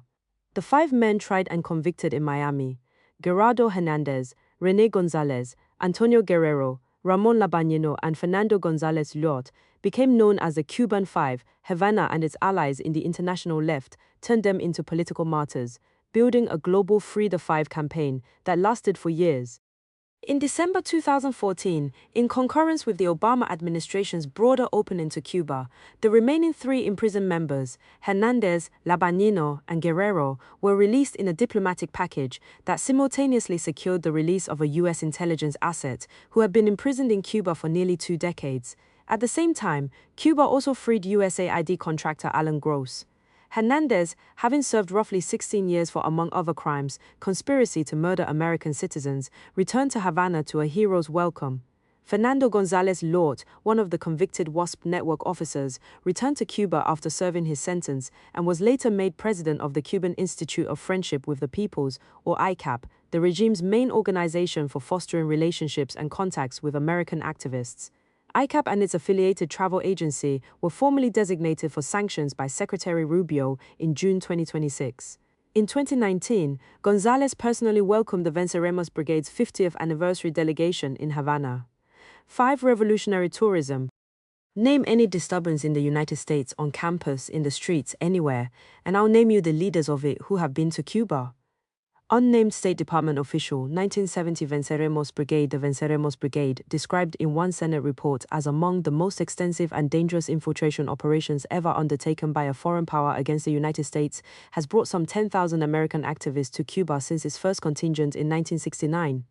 Its participants have included well-known elected officials, labor leaders, academics, activists, and a long list of other influential U.S. progressives. Since its creation, the brigade has served as a tool for the Cuban regime to sponsor a wide range of subversive activities against the United States, ranging from influence campaigns to espionage and guerrilla violence. It has been linked to the formation of some of the most infamous, far-left terrorist movements in U.S. history. The first Venceremos Brigade, born out of a 1969 meeting between Cuban officials and radical American students, came at a moment when America's emerging New Left was undergoing a shift away from campus activism and toward revolutionary violence. Many members of the first 216-person contingent that traveled to Cuba that year hailed from the faction of America's radical left that would lead that transition. Several of the young American organizers of the First Brigade were also in the midst of forming what would come to be known as the Weather Underground. The revolutionary leftist group was born in 1969, the same year as the brigade, when the radical Weatherman faction split off from the collapsing Students for a Democratic Society, SDS, at the National SDS Convention. From the outset, they maintained a close relationship with the Cubans. FBI reporting relayed that the Weather Underground had initiated, planned, and organized the Venceremos Brigade (VB) trips, with the direct encouragement and instructions of the Cuban government. The next year, the Weathermen issued a declaration of war against the U.S. government and launched an unprecedented campaign of terrorist attacks across the United States, bombing targets such as the U.S. Senate, the State Department, and the Pentagon. Some of the organization's members would carry that revolutionary war into the 1980s, allying with militant communist and black extremist groups to bomb U.S. military bases, execute prison breaks, and assassinate police officers. The brigade served as an early institutionalization of the emerging partnership between Cuba and America's revolutionary left. Both U.S. intelligence reporting and the statements of several Weathermen themselves linked the American radicals' growing obsession with revolutionary violence to Cuban influence. In a 1968 interview with a Cuban state newspaper, soon-to-be Weather Underground leader Mark Rudd declared, "We consider that the Cuban criterion on the struggle in America is perhaps the correct way in which the revolution will take place, as is known. We have taken from Che his slogan, 'Create two, three, many Vietnams.'" This was evident in July of 1969, when several top Weathermen traveled to Havana to meet with both the Cuban and Communist North Vietnam regimes. There, the Vietnamese delegation, composed of hand-picked Viet Cong cadres experienced in mass organization and guerrilla warfare, reportedly insisted that the Americans intensify their anti-imperialist efforts. Those meetings, according to a top-secret FBI report from the time, intensified the revolutionary commitment of the Weathermen to bring the war home, marking a definitive line of demarcation on the question of armed struggle for the group. Hereinafter, they were not simply theoretical revolutionaries, but in adopting the Cuban experience as their guide placed armed struggle in the forefront. Upon returning home, the Weathermen set about planning the infamous October Days of Rage riot, which they staged to coincide with the second anniversary of Che Guevara's death, leading to the arrests of roughly 300 Weathermen and the permanent paralysis of a Chicago policeman. Wanted by FBI. The persons shown here are active members of the militant Weatherman faction of the Students for a Democratic Society, SDS. Federal warrants have been issued at Chicago, Illinois, concerning these individuals, charging them with a variety of federal violations, including interstate flight, to avoid prosecution, mob action, anti-riot laws, and conspiracy. Some of these individuals were also charged in an indictment returned 7/23/70 at Detroit, Michigan, with conspiracy to violate federal bombing and gun control laws. These individuals should be considered dangerous because of their known advocacy and use of explosives, reported acquisition of firearms and incendiary devices, and known propensity for violence. If you have information concerning these persons, please contact your local FBI office. William Charles Ayers WM, 25, 5'10", 17 bm hair, BM eyes, Kathy Boudin WF, 26, 5'4", 125 bm hair, blue eyes, Judith Alice Clark WF, 25 bm hair, blue eyes, Judith Alice Clark WF, 25, 3, 125 bm hair, BM eyes, Bernardine Ray Dawn WF, 28, 55, 125 Duktar KBM hair, BM eyes. Just 6 months after the meeting in Havana, the Weathermen went underground and launched their armed struggle against the United States. Reporting would later reveal that Cuban intelligence networks in North America were in regular contact with the American revolutionaries during the group's period of active terrorism, and that Cuban officials helped several Weather Underground fugitives flee to Soviet bloc countries to escape the FBI and then later to secretly re-enter the United States. After dividing themselves into covert, clandestine terror cells mirrored after the Cuban focal guerrilla strategy, the weathermen communicated through operatives working out of Cuban embassies in the United States and Canada in an effort to blunt official surveillance, utilizing the Cuban diplomatic channels as a private communications network to stay in touch with other cells. Fomenting a revolution within the United States has always been an explicit ambition of Cuban programs like the Venceremos Brigade. Cuban intelligence agents in the United States reportedly used the brigade to arrange for some young Americans to receive on-island weapons training from Cuban military officers, training select groups in guerrilla warfare techniques, including the use of arms and explosives. United States outlined efforts to recruit U.S. military veterans, or even active duty soldiers, to travel to Cuba to convert their training into a positive force for the creation of a people's militia in the U.S. Reports on brigade activities from the Cuban state propaganda outlets casually relayed accounts of brigadistas receiving instruction on the finer points of urban guerrilla warfare and terrorism. They attend lectures, and they ask constantly with great eagerness. Susan wants to clear up some confused points of Marighela's mini manual of urban guerrilla. Bob would like to know how the Tupamaros function and organize themselves because we could do the same in many cities of the United States. A blonde, long-haired young man worries about what actions could we carry out to cooperate with Latin American revolutionaries in their struggle against Yankee imperialism. This was, and to an extent still is, the brigade's fundamental purpose, supporting the revolution in America. Dwight Cruz, a Louisiana deputy sheriff who was tasked with going undercover to infiltrate the New Left milieu in New Orleans, traveled to Cuba with the brigade's 5th contingent. There, he said, the Cubans informed his delegation that we were the vanguard of the revolution in the United States, that when we returned to the United States it was our job to see that this revolution did take place, and when the time came we were to use our discretion depending on the circumstances as to whether it would be violent or peaceful. But the Cubans felt that no government empire would give up their power peacefully. The Cuban state took a keen interest in the advance of revolutionary leftism in the United States, and it used the brigade to track its progress. Before departure, activists were required to compile detailed reports on all movement activity within their area, which brigade leaders then turned over to Cuban officials who would pore over the materials. At the same time, Cruz reported, the brigade built regional propaganda committees tasked with supporting the Cuban Revolution and furthering the cause of communism in the United States upon their return home. Going mainstream, all of these activities take place under the watchful eye of the Cuban state. Senior Cuban intelligence defectors later recounted that active DGI agents were tasked with recruiting members of the Venceremos Brigade and were strategically placed alongside the young Americans in the brigade camps in Cuba. A 1975 U.S. Senate report detailed how the brigade was created for the purpose of acting as a screen and tool of the Cuban intelligence apparatus. In fact, the brigade's activities were of such great importance to the DGI that they are controlled by a special section of the Cuban spy agency, under the direct supervision of DGI's deputy director, who personally supervised the creation and subsequent activities of the brigade. The report continued, he assigned such priority to the project that all other DGI operations were held to be subordinate to the collection of intelligence from the members of the Venceremos Brigade. Practically every Cuban national attached to the brigade camp, right down to the food service and maintenance personnel, is a member or co-opted member of the DGI. These DGI operatives are so skilled in their impersonations that few brigade members are aware of their true identities. In fact, so many DGI personnel are needed to staff these camps that nearly all other operations must be suspended when the camps are active. Even maintenance and clerical personnel of the directorate are pressed into service.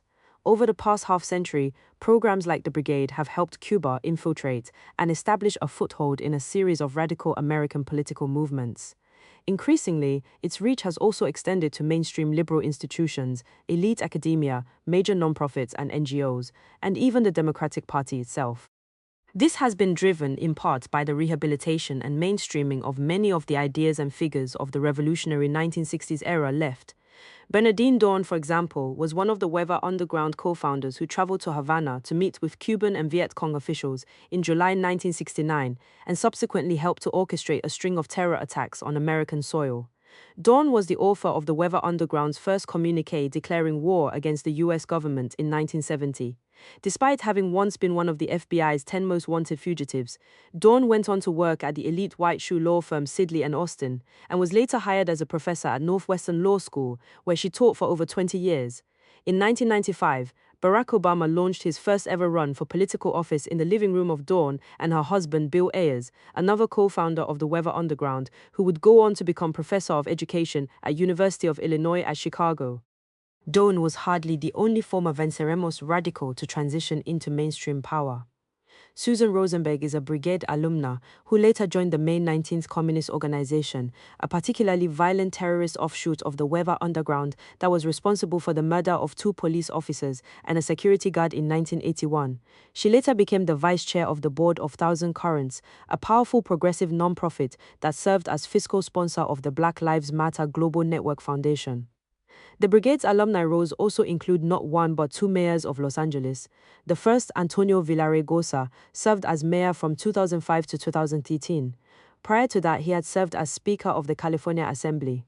The second, Karen Bass, is the current Los Angeles mayor. Bass was a leading Venceremos organizer in Southern California and visited Cuba as frequently as every 6 months, according to an interview she gave in 1996. She would go on to serve in Congress, where she chaired the Congressional Black Caucus, and was widely considered to be one of the finalists for then-candidate Joe Biden's vice presidential pick in the 2020 election. Bass's friendliness towards the communist regime has not dissipated with age. In 2016, she traveled to Cuba with President Obama as part of a congressional delegation seeking to normalize relations with Havana.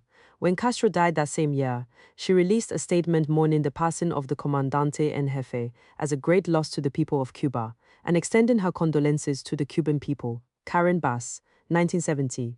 Karen Bass, 2025.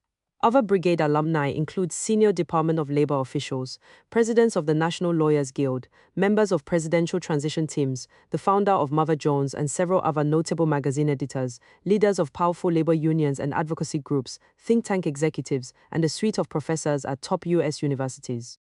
Solidarity delegations today. The travel and exchange model pioneered by the early Venceremos brigades has become something of a cottage industry.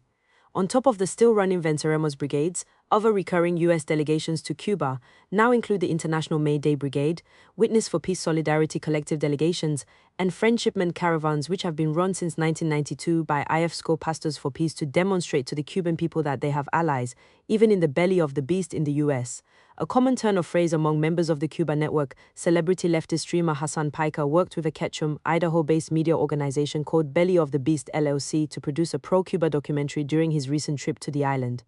Delegations led by leftists from outside the United States include seasonal solidarity brigades from the British-Cuba Solidarity Campaign, corresponding trips organized by the Germany-Cuba Friendship Association in Germany, and local leftist groups and communist parties across mainland Europe, and the Che Guevara Volunteer Work Brigade organized by the Canadian Network on Cuba. This constant stream of Western left-wing activists, influencers, and organizers is coordinated by a network of Cuba-backed nonprofits, foundations, academic and cultural partnerships, and even dedicated US-based travel agencies. The recurring Cuba delegations are further bolstered by major one-off events, drawing activists, intellectuals, and politicians from across the West. The March 2026 Nuestra America convoy was a major flashpoint for the international left, mobilizing by air, land, and sea, as organizers put it, to transport goods to Cuba in defiance of U.S. sanctions. 120 organizations from across 33 countries joined the caravan. Participants included a suite of influential progressives from the United States and across the world, including Hassan Piker, Amazon Labor Union founder Christian Smalls, a delegation from the Democratic Socialists of America, former UK Labour Party leader Jeremy Corbyn, former Spanish Deputy Prime Minister Pablo Iglesias, several other current and former members of European Parliament, and Isra Hirsi, campus activist and daughter of Representative Ilhan Omar, D. Min. The propaganda success of this system, sometimes referred to as revolutionary tourism, was immediately visible in the way prominent Nuestra America participants framed the trip to their audiences after returning home to the United States. Hirsi, who was suspended from Barnard College in 2024 for her role in organizing anti-Israel encampments at Columbia University, later recounted on social media that her trip to Cuba truly changed me, writing, "I have never felt such optimism and revolutionary spirit before. The misinformation and lies spread by US propaganda are immediately dismissed when visiting Havana." Piker, too, denounced US foreign policy towards Cuba as 60 years of economic terrorism and released a short-form documentary on his trip, titled The American War Against Cuba, Sixth Racial Revolution. We look upon Cuba as a shining example of hope in our hemisphere. We do not view our struggle as being contained within the boundaries of the United States as they are defined by present-day maps. Black power means that we see ourselves as part of the third world, that we see our struggle as closely related to liberation struggles around the world. Stokely Carmichael in Havana, August 1967. Angela Davis is one of the premier examples of the revolutionary left's and Cuba's transition into the liberal mainstream, numbered among the most famous American radicals of the late 20th century. Davis once graced the FBI's 10 most wanted list, accused of supplying black extremists with the firearms they used to kidnap and murder a California judge in 1970. Davis fled, was captured months later, and was later acquitted. 2 years later, Davis was received in Havana with a hero's welcome from throngs of enthusiastic supporters. It was neither the first nor the last time she would go to Cuba. In 1969, she had been welcomed by Castro as part of a Communist Party delegation. In 1974, she returned again to attend the Second Congress of the Federation of Cuban Women. Davis never moderated or backed away from her devotion to revolutionary communism, let alone expressing regret for her association with Castro. She went on to run twice as the Communist Party USA's vice presidential nominee in 1980 and 1984. But today, she is one of the nation's most decorated academic celebrities and has been canonized as a revered icon on the American left. Now a distinguished professor emerita at UC Santa Cruz, Davis has been inducted into the National Women's Hall of Fame and retroactively named Time's Woman of the Year for 1971. In 2020, the magazine also listed Davis as one of the 100 most influential people in the world. She was honorary co-chair of the 2017 Women's March. Cuba has not only welcomed activists and intellectuals, it has long been the premier safe harbor for America's fugitive radicals, fleeing justice after carrying out bombings, murders, and other terrorist attacks. By 1998, the FBI estimated some 77 felony fugitives had found protection from the Cuban state. This is not an ad hoc humanitarian asylum policy, but a deliberate prong of Cuban foreign policy, executed and overseen by the Cuban state as part of its broader effort to maintain Havana's place at the center of the revolutionary left. A substantial share of the American fugitives who have fled to Cuba are black extremists of one genre or another. Eldridge Cleaver, a violent convicted felon and the Black Panther Party's Minister of Information, fled to Cuba in 1968 to escape attempted murder charges for leading an armed ambush of police in Oakland, California. The next year, William Lee Brent, Cleaver's former Black Panther bodyguard, hijacked a passenger jet, putting a gun to the pilot's head and ordering him to reroute to Havana in an effort to avoid trial for a shootout that critically wounded a police officer in San Francisco. Brent was placed in jail for 22 months in Cuba, suspected of being a U.S. spy. He later married, earned a degree from the University of Havana, and lived in Cuba for 37 years until his death. Black Panther Party co-founder Huey P. Newton fled to Cuba rather than face trial for the fatal shooting of a 17-year-old Oakland prostitute and a separate alleged assault. 2 trials over the shooting ended in hung juries, and prosecutors ultimately dropped the murder charge. He lived there with his wife and 2 children as an honored guest before returning to the United States 3 years later. But Cuba did not merely try to cultivate favorable feelings among American blacks. It actively sought to transform their racial grievance into revolutionary consciousness. Castro made no secret of this. A June 1960 Time article notes, of the numerous shortcomings of the U.S. that roused the concern of Fidel Castro, one of the most worrisome is the plight of the U.S. Negro. As he sees it, the best way to end discrimination would be for Negroes to rise in arms against the imperialists in Washington, taking their cue from Castro's own revolt. What would happen, he asks, his eyes alight at the possibility, if the Negroes in the southern U.S., so often lynched, were each given a rifle?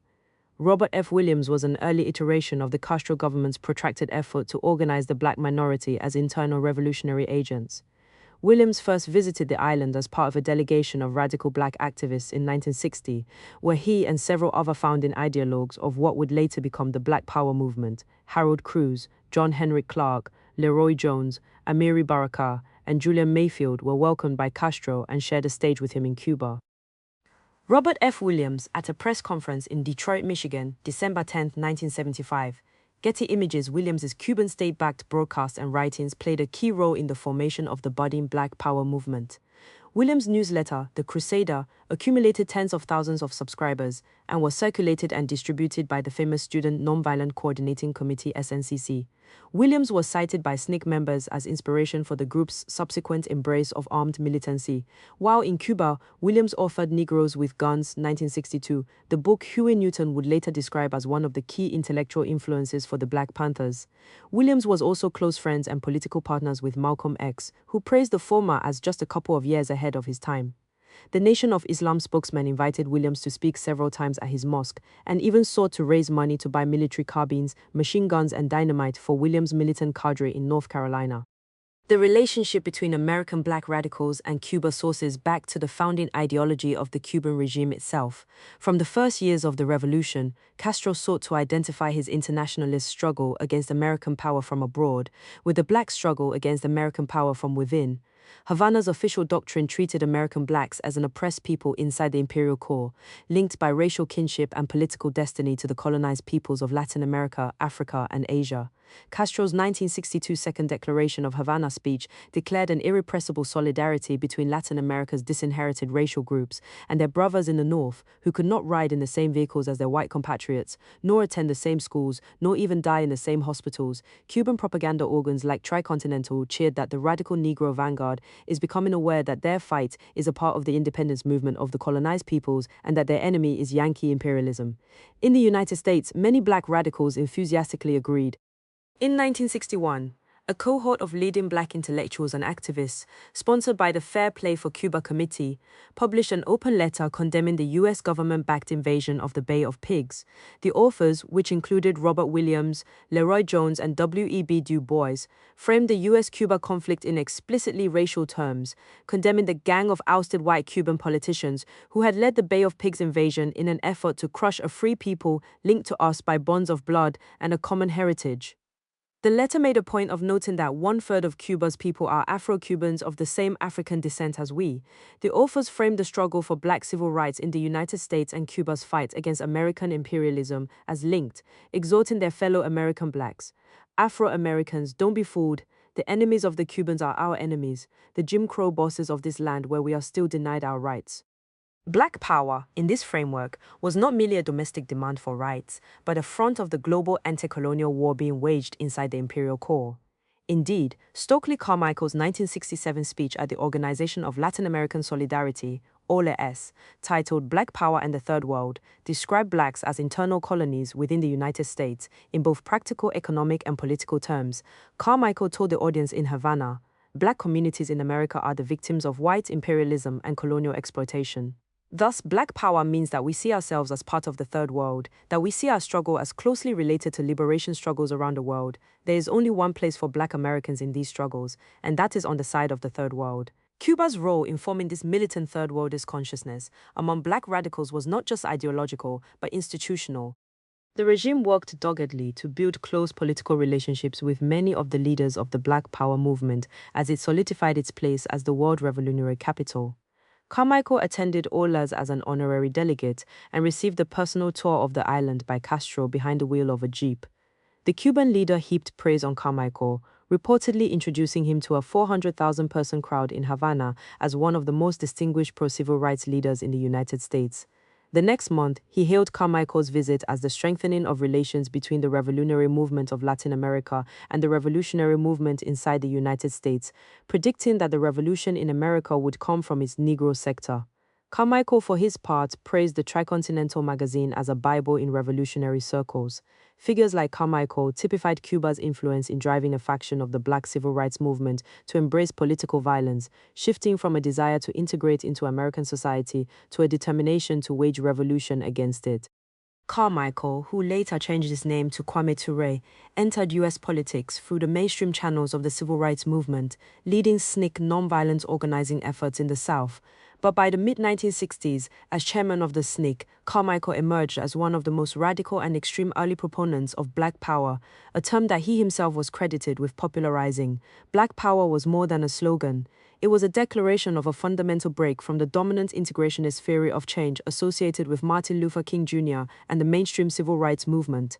In lieu of largely nonviolent activism, interracial coalition building, and moral appeals to middle-class American norms, Carmichael's SNCC, which had pointedly dropped the word nonviolent from its name by 1969 and its ideological counterparts, counseled armed self-defense and revolutionary confrontation. In mainstream academic circles today, the term black radicalism frequently encompasses various different subgenres: black nationalism, Pan-Africanism, Black Marxism, and broader Third Worldist movements, but each of these strains can be traced back to the same ideological innovations pioneered by Carmichael and his counterparts, a militant and separatist racial identity that rejected the whole of the existing American order and advocated a struggle for Black self-determination by any means necessary. Organizations like the SNCC served as early and foundational proponents of this political current, which continues to shape and influence American politics and culture to this day. Carmichael and the SNCC delegation were purportedly surprised at the 1967 OLAS conference's keen awareness of the Black struggle in the United States. But they shouldn't have been. Cuba's revolutionary ideology rested on the claim that US power was illegitimate at home and abroad, that the same empire which dominated Latin America, Vietnam, and Africa also ruled over an exploited Black population inside its own borders. In Havana, American Black activists encountered delegations from African anti-colonial movements and revolutionary governments across the Third World. Their direct contact with revolutionaries from South Africa, Zimbabwe, Mozambique, Angola, Guinea, Algeria, and elsewhere accelerated their conviction that the Black struggle belonged to a much larger battle against American racism and imperialism being waged across the world. From guerrilla wars in Latin America to Marxist insurgencies against Western colonial governments in Africa. In this way, Black radicalism was absorbed into the Cuban regime's larger project, turning the anti-American grievances of Third World peoples at home and abroad into one front of a single revolutionary war. The legacy of this particular ideology did not end with the collapse of SNCC, Carmichael's departure from the United States, or even his death in Africa in 1998. Quite the opposite, in fact. The central ideas he popularized, Black power, the reimagining of Blacks as a colonized people inside the United States, and the now widespread concept of institutional racism, which Carmichael is widely credited with inventing, became the operating grammar of Black radical and later mainstream liberal politics for the next half-century. What began in the mid-1960s as the language of a militant vanguard has since migrated into the nation's premier activist organizations, university departments, non-profit networks, government agencies, public health bureaucracies, and mainstream political culture. Cuba's celebrity fugitive, a disproportionate share of the activists, intellectuals, and other radicals who would come to shape leftist racial politics in America, were linked at some point to Cuba. That much is clearly evident in the composition of Cuba's American fugitive population.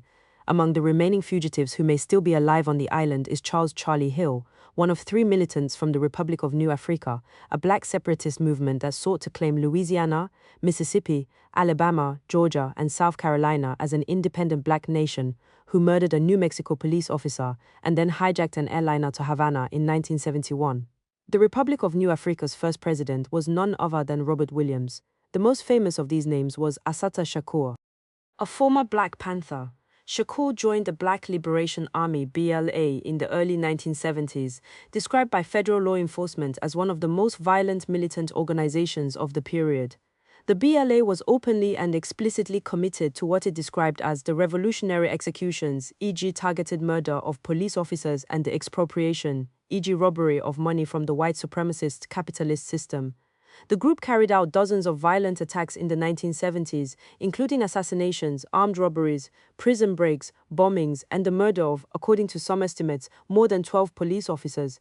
In at least one case, it was accused of being responsible for bombing the funeral of a slain police officer as well. In 1973, Shakur-born Joanne Deborah Byron and 2 other armed BLA militants were pulled over for a broken tail light by 2 state troopers on the New Jersey Turnpike. The 3 extremists proceeded to engage the police in a shootout, wounded 1 trooper and executing his partner, Trooper Werner Foster, at point-blank range, shooting Foster multiple times in the head with his own service revolver. Shakur was convicted of murder and several other charges and sentenced to life in prison. 2 years into her sentence, an armed group of BLA associates and Weather Underground alumni took 2 corrections guards hostage and broke Shakur out of prison. She fled to Cuba, where Castro granted her asylum, government-paid living expenses, and a position of honor as a resident political celebrity. She lived under the protection of the Cuban regime, despite frequent extradition requests from the US government, until her death in 2025. Shakur was later joined in Cuba by her comrade Sherry Dalton, one of the other BLA militants charged with helping Shakur escape prison. Dalton, later known as Nehanda Isoke Abiodun, was also indicted in connection with one of the most infamous BLA-led expropriations, a 1981 armed robbery in New York. in which BLA and former Weather Underground members, including Kathy Boudin, whose son Chaser would go on to serve as one of the high-profile George Soros-backed district attorney of San Francisco, ambushed a Brinks truck and stole Rainey family, the FBI and the media. The Cuban state aggressively leveraged Shakur as a propaganda mechanism, and to great effect Shakur became the globally recognized face of the themes Havana had sought to push for decades: U.S. racism, black internationalism, anti-imperialism, and Cuba as the spiritual center of the Third World struggle. The U.S. government's frequent and unsuccessful efforts to return Shakur to America to face justice only served to reinforce this dynamic. To the FBI, she was a domestic terrorist fugitive. To Cuba, she became a political exile, a civil rights fighter, and a victim of U.S. racism and repression. In 2005, when U.S. officials placed Shakur on a terrorism watch list and New Jersey announced a $1 million reward for her capture, Castro seized the opportunity to deliver a major televised address to personally defend Shakur, declaring her a true political prisoner and a victim of the fierce repression against the black movement in the United States. In the same way that Castro's support for Williams' Radio Free Dixie helped to shape the Black Power movement in the United States, Cuban support for Shakur's continued English-language writings and cultural influence helped to fashion her into a saint for the Black Lives Matter era of U.S. radical activism. Shakur herself enthusiastically fed this perception, declaring herself a 20th-century escaped slave, living in Cuba, one of the largest, most resistant, and most courageous palenques, maroon camps, that has ever existed on the face of this planet. In a high-profile 1998 open letter, Asata, an autobiography, published from exile in 1987, was one of the most widely touted texts of the Black Lives Matter movement and continues to grace the reading list of the National Book Foundation and official syllabi of universities across the United States. As her fame and martyr status grew, Shakur also became a major draw for the socio-political tourism Cuba sought to promote, with generations of reverent American activists, writers, journalists, academics, and musicians making the pilgrimage to the island to glimpse the revolutionary in exile. Shakur was made available to the world via a carefully curated stream of festivals, conferences, and brigades, delivering lectures to visiting student delegations and reportedly appearing in the VIP section of the annual May Day parade in Havana.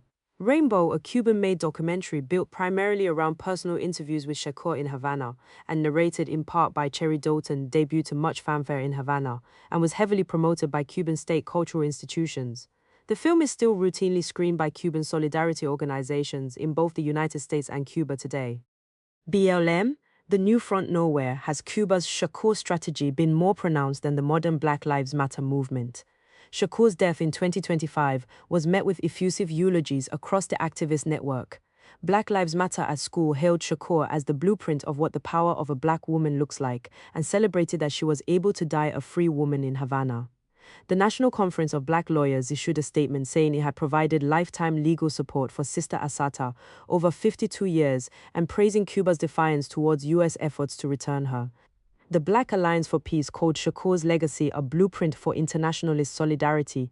Black Lives Matter Grassroots published a statement honoring Mama Asata, our beloved comrade, mother, warrior, truest revolutionary, and lover of the people, and claiming the U.S. government cornered her, framed her, caged her, made her a fugitive, then named her a terrorist. The group's statement praised the Black Liberation Army and Castro for having rescued Shakur and provided her with protection and sanctuary. Shakur's influence has always been infused into BLM's public language. A quote from Shakur's autobiography, "It is our duty to fight for freedom," is emblazoned in large text on the front page of BLM's website and was credited by BLM co-founder Alicia Garza in 2014 as a key influence in her organizing work. Asata's Daughters, a Chicago-based BLM offshoot, is a police abolitionist activist group that claims to develop and train young black activists in the spirit of Asata. Its youth program introduces children ages 6 to 13 to Asata Shakur and her revolutionary politic, while its multi-year Asata's University trains black activists ages 14 and up. Violence and impunity. The Cuban government also launched a social media campaign under the hashtag Black Lives Matter, amplifying the protests while deflecting attention from its own domestic repression. This alignment between the official BLM organization and the Cuban regime highlighted a selective application of human rights principles, where criticism was directed solely at the United States, while authoritarian governments were given a pass. The episode underscored the complex and often contradictory nature of international solidarity movements, where ideological alliances sometimes override consistent advocacy for human rights and democratic freedoms. brutality in a September 2020 speech at the UN General Assembly. At the same time, the Cuban regime was violently repressing and imprisoning Afro-Cuban dissident artists and others who had criticized police killings of Afro-Cubans and protested for artistic freedom inside Cuba. It is difficult to overstate the success of Cuba's Shakur strategy. Shakur's celebrity status serves as yet another example of how Cuba's distinctive genre of third world leftism has graduated from the fringes of the 1960s into the mainstream. Her death was not just mourned by BLM activists, it was met with a flood of glowing obituaries in legacy American media. The NAACP praised the convicted murderer as a revolutionary who never wavered in her fight for black liberation and a symbol of resistance against oppression. Democratic Congresswoman Ayanna Pressley tweeted "Rest in Power" and shared a video of herself leading a crowd in call and response recitation of one of Shakur's slogans. On the campaign trail in 2025, New York Mayor Zohran Mamdani refused to denounce a Democratic Socialists of America tribute to Shakur. In 1998, Democratic Congresswoman Maxine Waters, who describes herself as a friend of Cuba and has visited the island several times herself, wrote to Castro urging him not to extradite Shakur to the United States, referring to Shakur as a freedom fighter who had fled the United States from political persecution and received political asylum in Cuba. 7 front groups and fellow travelers. There's overwhelming evidence that the machinery of the Cuban government has been progressively organized over the years to carry out its number one task. The export of communist subversion. Cuba moved rapidly along the road to the fulfillment of its role in the international communist conspiracy. From the moment Fidel Castro's hatred of the United States became manifest upon his taking power in 1959. U.S. Senate report, 1966, while ordinary Cubans suffer the full brunt of their nation's failed state, frequently facing severe shortages for the most essential necessities, from food and energy to basic medical needs, the Cuban regime has continued to pour resources into sustaining and expanding a wide range of ideological and intelligence front groups targeting the United States. These groups have played a key role in building, training, and backing generations of American left-wing activists, assets, and even domestic terrorists. As is frequently the case, this network serves both an ideological and material interest for Cuban elites. It not only functions as a tool for the communist regime to influence and undermine American institutions, gain actionable intelligence, and build valuable political support for its revolutionary cause, but also as a source of financial support for the failing Cuban state and its decrepit economy. In this sense, the Cuban regime functions less as a vehicle for the interests of ordinary Cubans, who are subject to brutal repression and often unable to freely work, assemble, speak, travel, or provide for their families, than a one-stop-shop political service for the rotating cast of foreign left-wing activists and groups that inhabit the regime's global ideological apparatus. The central nexus of the entire Cuban intelligence and influence network is the Instituto Cubano de Amistad con los Pueblos, English, the Cuban Institute of Friendship with Peoples, or ICAP. Founded in 1960 by Fidel Castro, ICAP ostensibly exists to promote goodwill toward Cuba through a global infrastructure of friendship and solidarity organizations and deep long-standing ties to U.S. universities, student groups and activist movements ICAP, which claims to have more than 2,000 solidarity organizations across over 150 countries, serves as the main organizing hub of Cuba's ideological network. It coordinates research, educational, and cultural exchanges between American and Cuban institutions, builds relationships between American political movements and Cuban officials, and harnesses its global reach to draw left-wing activists, intellectuals, students, influencers, and politicians to Cuba from across the world. The result is a constant stream of Americans flowing to Cuba, with ICAP organizing logistics and playing on-island host for practically all of the delegations and tours, including the Venceremos Brigade, that have crossed the Florida Straits since the early 1960s. Both U.S. intelligence assessments and direct defector testimonies have indicated that ICAP often operates in lockstep with Cuban intelligence. Former DI officers have claimed that roughly 90% of ICAP staff are affiliated with the Cuban spy agency, and that 2 officers from a specialized Cuban unit are assigned to ICAP to help screen and assess members of the Venceremos Brigade and other sympathetic organizations. ICAP's leadership class illustrates the group's open relationship with Cuban intelligence. Perez Mendez, a former DI captain, served as chief of ICAP's overseas community department himself. And today, ICAP is currently run by a convicted Cuban spy, Fernando González Lord, who was arrested in Miami as part of the WASP network in 1998. González served 15 years in a U.S. prison before returning to Cuba, where he was showered in state awards and eventually given his prestigious position at the head of Cuba's premier global influence group. One of ICAP's vice presidents, Victor Fidel Gaute Lopez, joined the organization directly from his prior post at the Communist Party of Cuba's Committee Secretariat, where he served as head of the party's ideological department. The Cuban regime leverages ICAP's solidarity networks to drive policy, shape activist movements, and maintain a stable of advocates and agents in the United States. That was visible in practice in late May, when clips leaked of a Cuban embassy diplomat greeting a room of U.S. labor union officials, non-profit workers, and activists by their first names via video call in a California union building. The meeting appeared to be a strategy session, with the Cuban official briefing the American activists on upcoming congressional votes, lobbying plans and nationwide organizing campaigns, including action days on the Hill every week, on behalf of Cuba's interests. ICAP and its affiliates also organize Cuba-US Sister City Partnerships, another venture that has been exploited by Cuban intelligence. According to Simmons, DI officers were involved in 6 of the initial 8 U.S.-Cuba Sister City arrangements. These partnerships provide Cuba with access to city councils, universities, trade delegations, churches, hospitals, and local activists, collectively feeding a nationwide pro-Cuban constituency that can then lobby the U.S. government on Havana's behalf. In cities with Cuban sister city partnerships, local governments have frequently passed resolutions advocating for Cuban regime interests. The ICAP-affiliated National Network on Cuba boasts of 117 resolutions representing 60 million people in the United States across U.S. state legislatures, city councils, county and school boards, labor unions and other organizations advocating for reforms such as lifting the U.S. embargo and removing Cuba from the state sponsor of terrorism list. The Sister Cities program also bolsters Cuba's people-to-people influence operations by recruiting American mayors, congressmen and business elites to the island.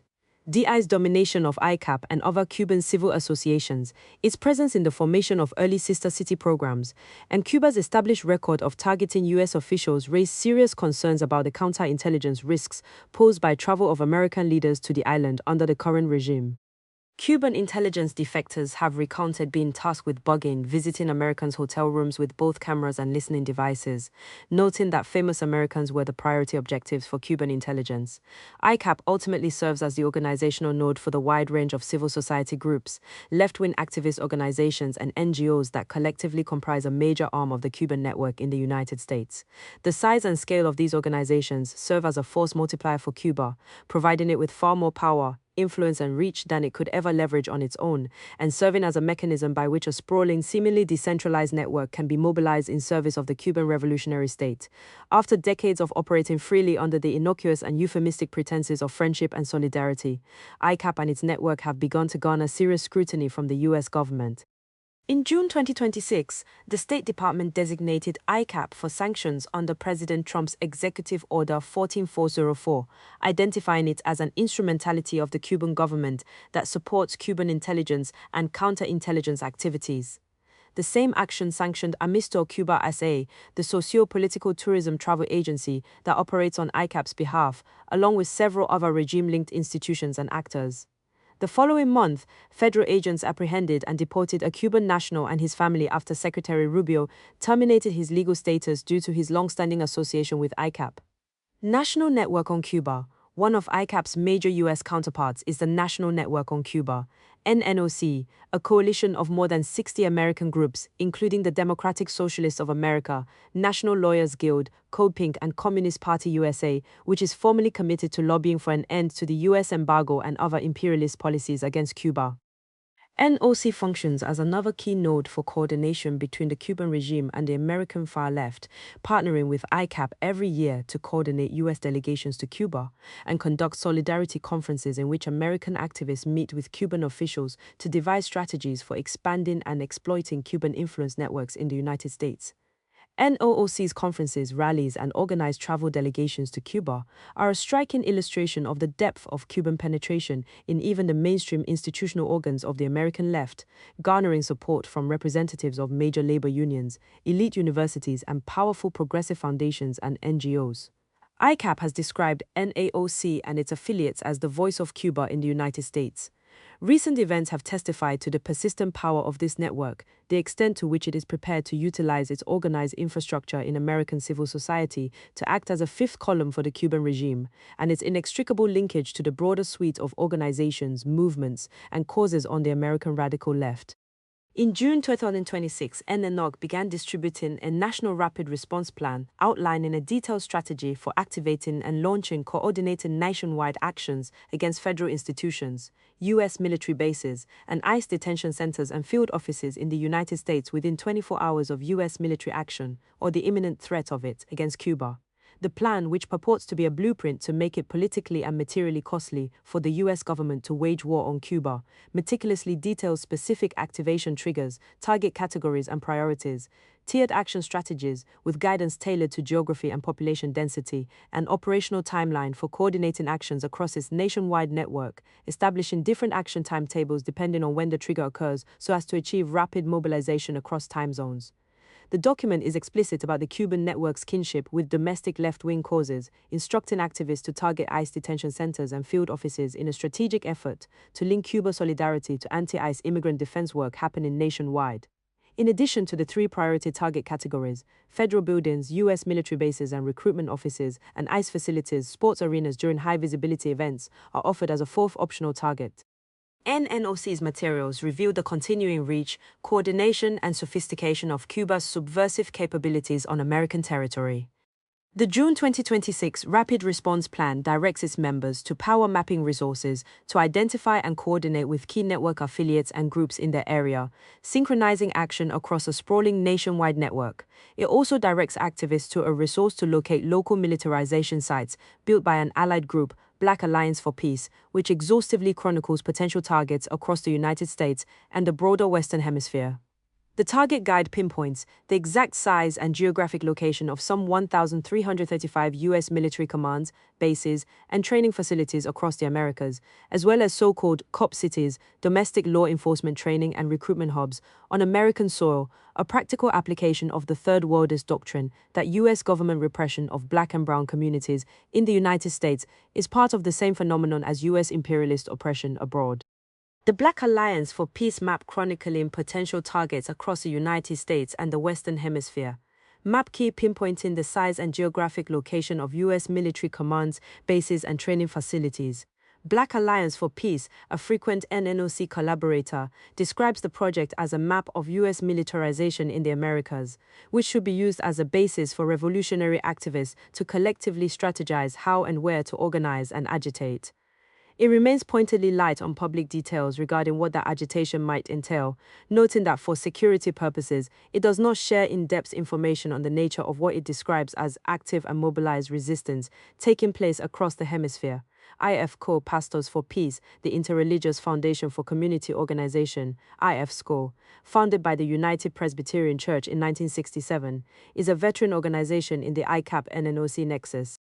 Created as an ecumenical organization for the hard left wing of American religious life, it was embroiled in controversy over its funding of community groups involved in militant and protest activities from the very beginning, including black militants in the United States and revolutionary Marxist movements in Africa.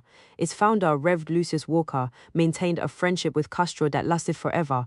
According to Walker's daughter, in its early years, IFCO's work was not primarily centered on Cuba. Its activism instead focused on a suite of black radical movements in the United States, as well as several other groups advocating various genres of racial revolution. In 1969, it organized and jointly led the National Black Economic Development Conference, in which black extremists demanded $500 million from America's white churches and synagogues for their complicity in racism, in what was purportedly the first major call for reparations in the 20th century. IFCO quickly began backing liberation movements in Africa as well, including providing both funding and political support to the militant Communist Zimbabwe African People's Union. IFCO's signature program, Pastors for Peace, was created in 1988, designed specifically to organize aid caravans to leftist governments and movements across Central and South America. The organization's first convoy to Cuba came in 1992 in an effort to revitalize the communist government after the fall of the Soviet Union. Over the next 25 years, IFCO Pastors for Peace would transport more than 4,000 tons of supplies to Cuba via dozens of friendshipment caravans. In 1999, IF2O began organizing delegations of the Congressional Black Caucus, CBC, to visit Cuba. IF2O provides another example of how the Cuba ICAP Solidarity Network facilitates radical agitation within the United States. The foundation serves as fiscal sponsor for a suite of far-left domestic activist groups, facilitating tax-exempt donations and handling grant management, tax compliance, financial reporting, and other administrative activities to a network of radical organizations and collectives. IFCO's current fiscal sponsorship relationships include the Jericho Movement, a revolutionary organization emerging from the violent Black nationalist Republic of New Africa and New African Liberation Front groups, which purports to work to free political prisoners and prisoners of war jailed by the U.S. government. The political prisoners in question hail from a suite of far-left terrorist groups, including the Black Panther Party, Los Macheteros, the May 19th Communist Organization, American Indian Movement, the Black Liberation Army, and the Earth Liberation Front. Equality for Flatbush, a Black Lives Matter abolitionist group advocating for the abolition of the police, U.S. Immigration and Customs Enforcement, ICE, and prisons, with a focus on fighting gentrification and police violence in Brooklyn. Conducts cop watch patrols to confront police in the area. Coordinated 24-hour jail support for arrested rioters during the George Floyd uprisings. Claudia Jones School, named for a Black nationalist and Communist Party activist, the Claudia Jones School is a Washington, D.C.-based activist organizing collective claiming to perform popular education for the masses of working and oppressed people within the U.S. empire. It is heavily involved in pro-Cuba lobbying, organizing several recent Cuba solidarity protests and events in D.C. and linked to the broader Cuba network. Also participates in various other left-wing protests, including several recent anti-ICE direct actions, Haitian Women for Haitian Refugees, an activist group led by Black women organizing to defend Black migrants, stop anti-Black deportation, and end the surveillance and detention of migrants in the United States. Changing Frequencies, a self-described Black queer feminist-led, abolitionist organizing project that works to disrupt harms and violence from the medical-industrial complex. MIC claims to be rooted in Black, Indigenous and Global South feminism movements that are reimagining and rebuilding our own systems towards liberation. IFCO's previous fiscal sponsorships have included groups like Viva Palestina US, the American branch of an international network that carried out a series of convoys to Gaza. The Viva Palestina convoys invited international scrutiny for collaborating with the terrorist group Hamas, distributing aid in the form of vehicles and bags of cash directly to Hamas leaders and working closely with organizations and individuals previously designated or investigated for Hamas financing. To the Prime Minister Ismail Haniyeh, the arrangement served as a protective shroud for the network. While Viva Palestina lacked formal corporate or non-profit status, IFCO collected millions of dollars in donations on its behalf. IFCO is also the sole U.S. administrator of the scholarship program at the Latin American School of Medicine, ILAM in Havana, offering full-ride scholarships to low-income American students and affiliates of Cuban-aligned solidarity networks at U.S. universities.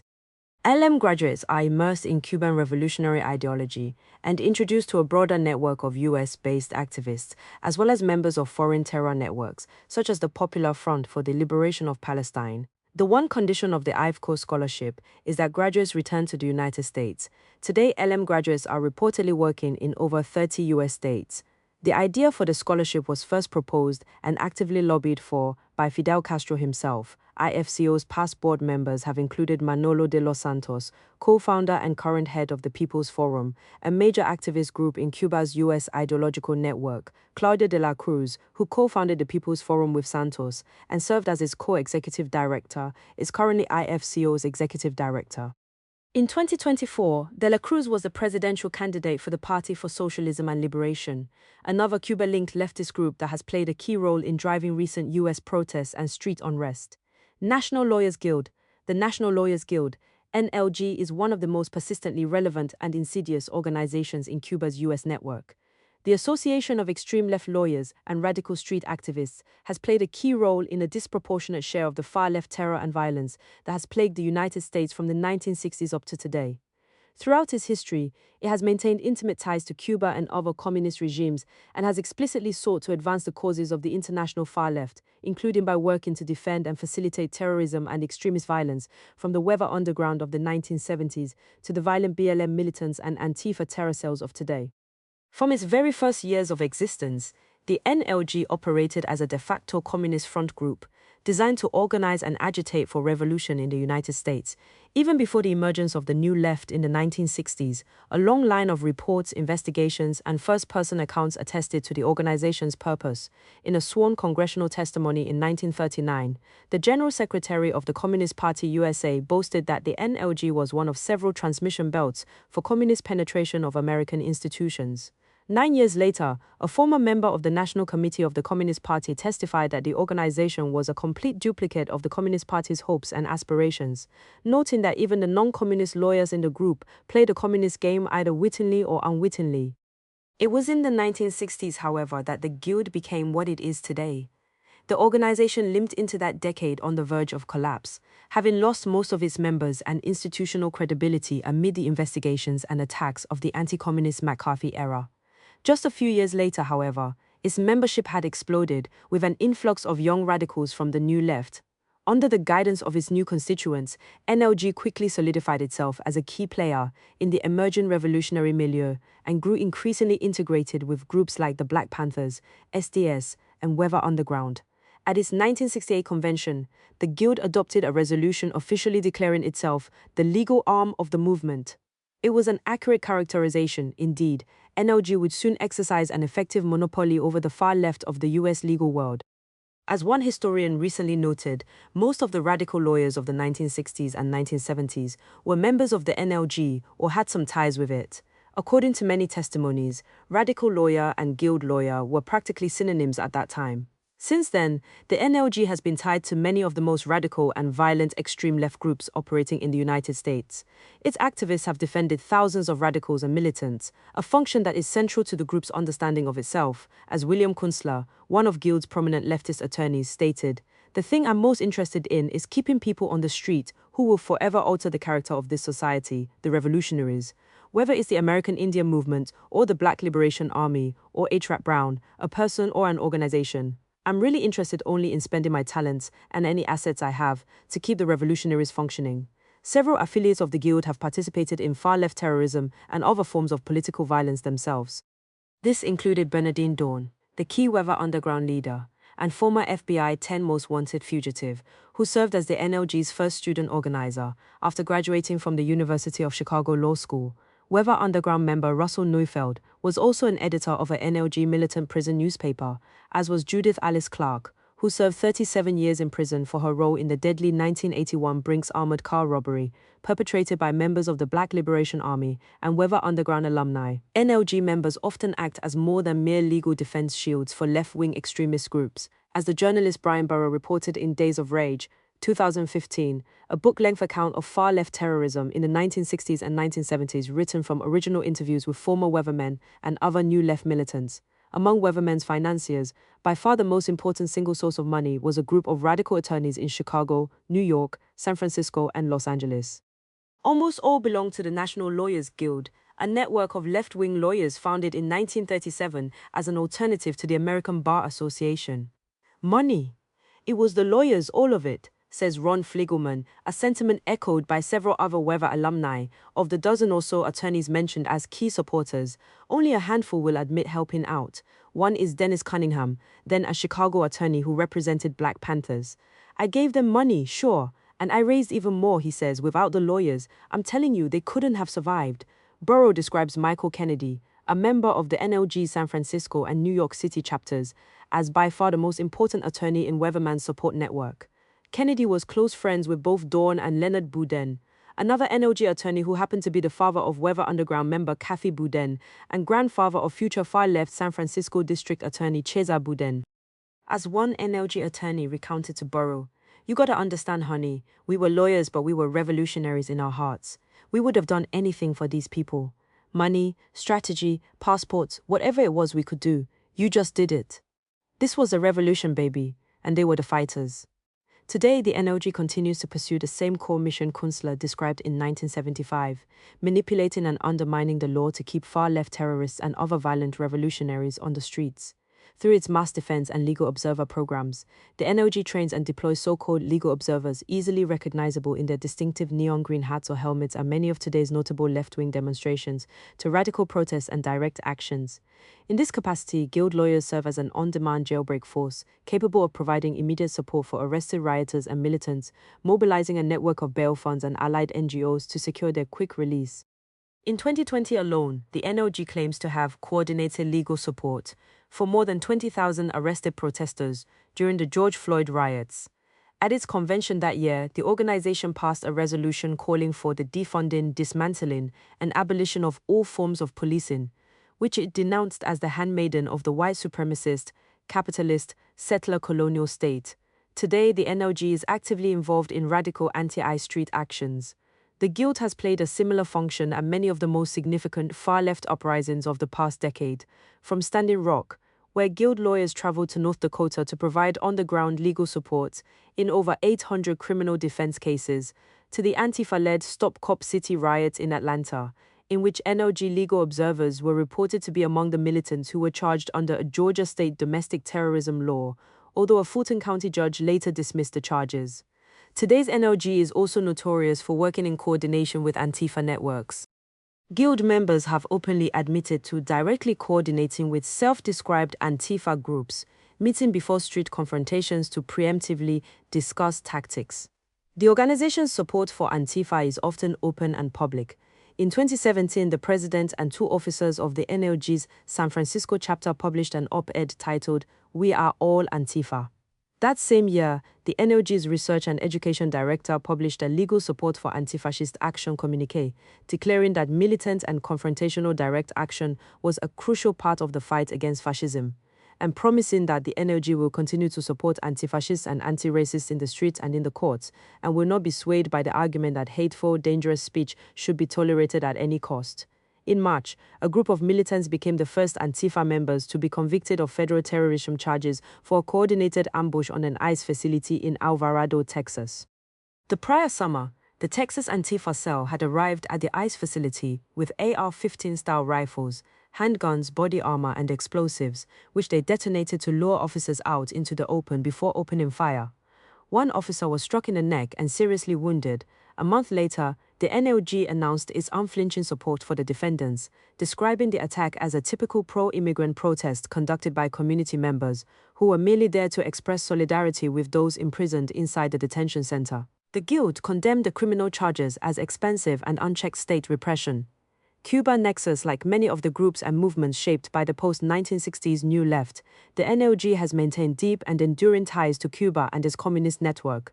The Guild's pivot towards the New Left in the late 1960s led it to adopt a broader alignment with Third Worldist Marxist internationalism, positioning the Cuban Revolutionary Project at the very center of its worldview and activism, a position that Cuba continues to enjoy in the NLG's work today. The NLG's relationship to Havana stretches back to the first years of the Cuban Revolution. The Guild's own historical account boasts that NLG prominently promoted friendship with the people of Cuba since the first days of the U.S. embargo, working to defend Cuba's budding U.S. solidarity movement from government repression. NLG founder Viktor Rabinowitz served as president of the Fair Play for Cuba Committee before his law firm, co-founded with NLG attorney Leonard Boudin, was retained by Cuba as the regime's official lawyer in the United States in 1960. A relationship personally arranged by Che Guevara during a chess game with Rabinowitz and Boudin. According to the Guild, the law firm has served as Cuba's only U.S. counsel ever since, continuing to represent the Cuban government and its ministries, as well as Cuban agencies and enterprises, in all matters pertaining to the United States through to today. NLG members have played a major role in the Venceremos Brigade, dating back to the very first delegation. Participants in the 2nd Brigade included the Guild's former president and former NLG International Committee chair, respectively, in 1972. The Guild launched its first official national NLG delegation to Cuba, which was hosted by ICAP. The NLG delegations that followed in the ensuing decades were described by the Guild as formative leadership experiences for NLG leaders and national office staff. The NLG has also dispatched similar delegations to other anti-Western regimes, including Communist Vietnam, praised by a Guild delegation as a model for the progressive peoples of the world who have yet to overthrow their oppressors, the People's Republic of China, Iran, the West Bank, and the Gaza Strip.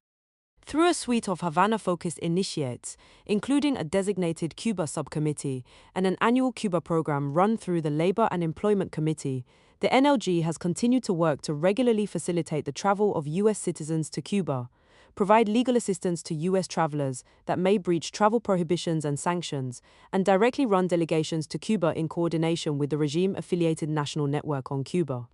In April of 2026, the NLG adopted an emergency resolution announcing its intent to work with the broader Cuba solidarity movement, including the National Network on Cuba, to undermine America's coercive measures toward the country. The NLG has, unsurprisingly, been a vocal and aggressive proponent of the Cuban regime's interests in the United States. As it declared in one 2007 resolution, NLG has supported the Cuban Revolution since its triumph on January 1, 1959. The Guild has frequently advocated and lobbied for an end to the U.S. blockade and full normalization of relations with Cuba, the return of the U.S. military base at Guantanamo Bay to the Cuban government, and other pro-Cuban policies. It has regularly provided legal support to other Cuban solidarity groups and campaigned on behalf of convicted Cuban spies such as the Cuban Five and terrorist fugitives like Assata Shakur. At the same time, the Guild has also sought to exploit its institutional power and influence to legitimize Cuba's broader leftist network in the hemisphere. For more than a decade, the NLG deployed delegations to socialist Venezuela to observe elections. In 2024, a 5-member NLG delegation declared Venezuela's fraudulent July elections as transparent and fair, with scrupulous attention to legitimacy, access to the polls, and pluralism, and condemned the US-backed opposition's refusal to accept dictator Nicolas Maduro's claimed victory. In contrast to the overwhelming consensus of other international observers, NLG President Suzanne Adeli, one of the members of the underground delegation, described the elections as a triumph for the Venezuelan people in the face of US interference and attempted sabotage of the democratic process, and called for rejecting US imperialist intervention and ending US sanctions and blockades aimed at Venezuela. Such propaganda work is to be expected from NLG in light of its self-identified role as the legal arm of the international radical left. As NLG's vice president himself said in 1978, the Guild's aim is not to ferret out human rights violations wherever they exist. As an anti-imperialist organization, its aim is to aid national liberation struggles. The NLG was one of 6 official partners of the Nuestra America convoy that brought US leftist influencers to the country in March of 2026. Suzanne Adeli personally participated in the convoy and was later bestowed with a Venceremos Award for her service to Cuban interests. The People's Forum. In recent years, the People's Forum has emerged as one of the most significant left-wing protest groups in the United States, serving as a centralized hub for anti-Trump, anti-ICE, and pro-Cuban agitation. The group's rapid rise to prominence tracks with skyrocketing financial backing. At the end of fiscal year 2021, the People's Forum reported $486,926 in revenue. By the end of fiscal year 2022, that number was $4,428,869. A more than 800% increase in a single year.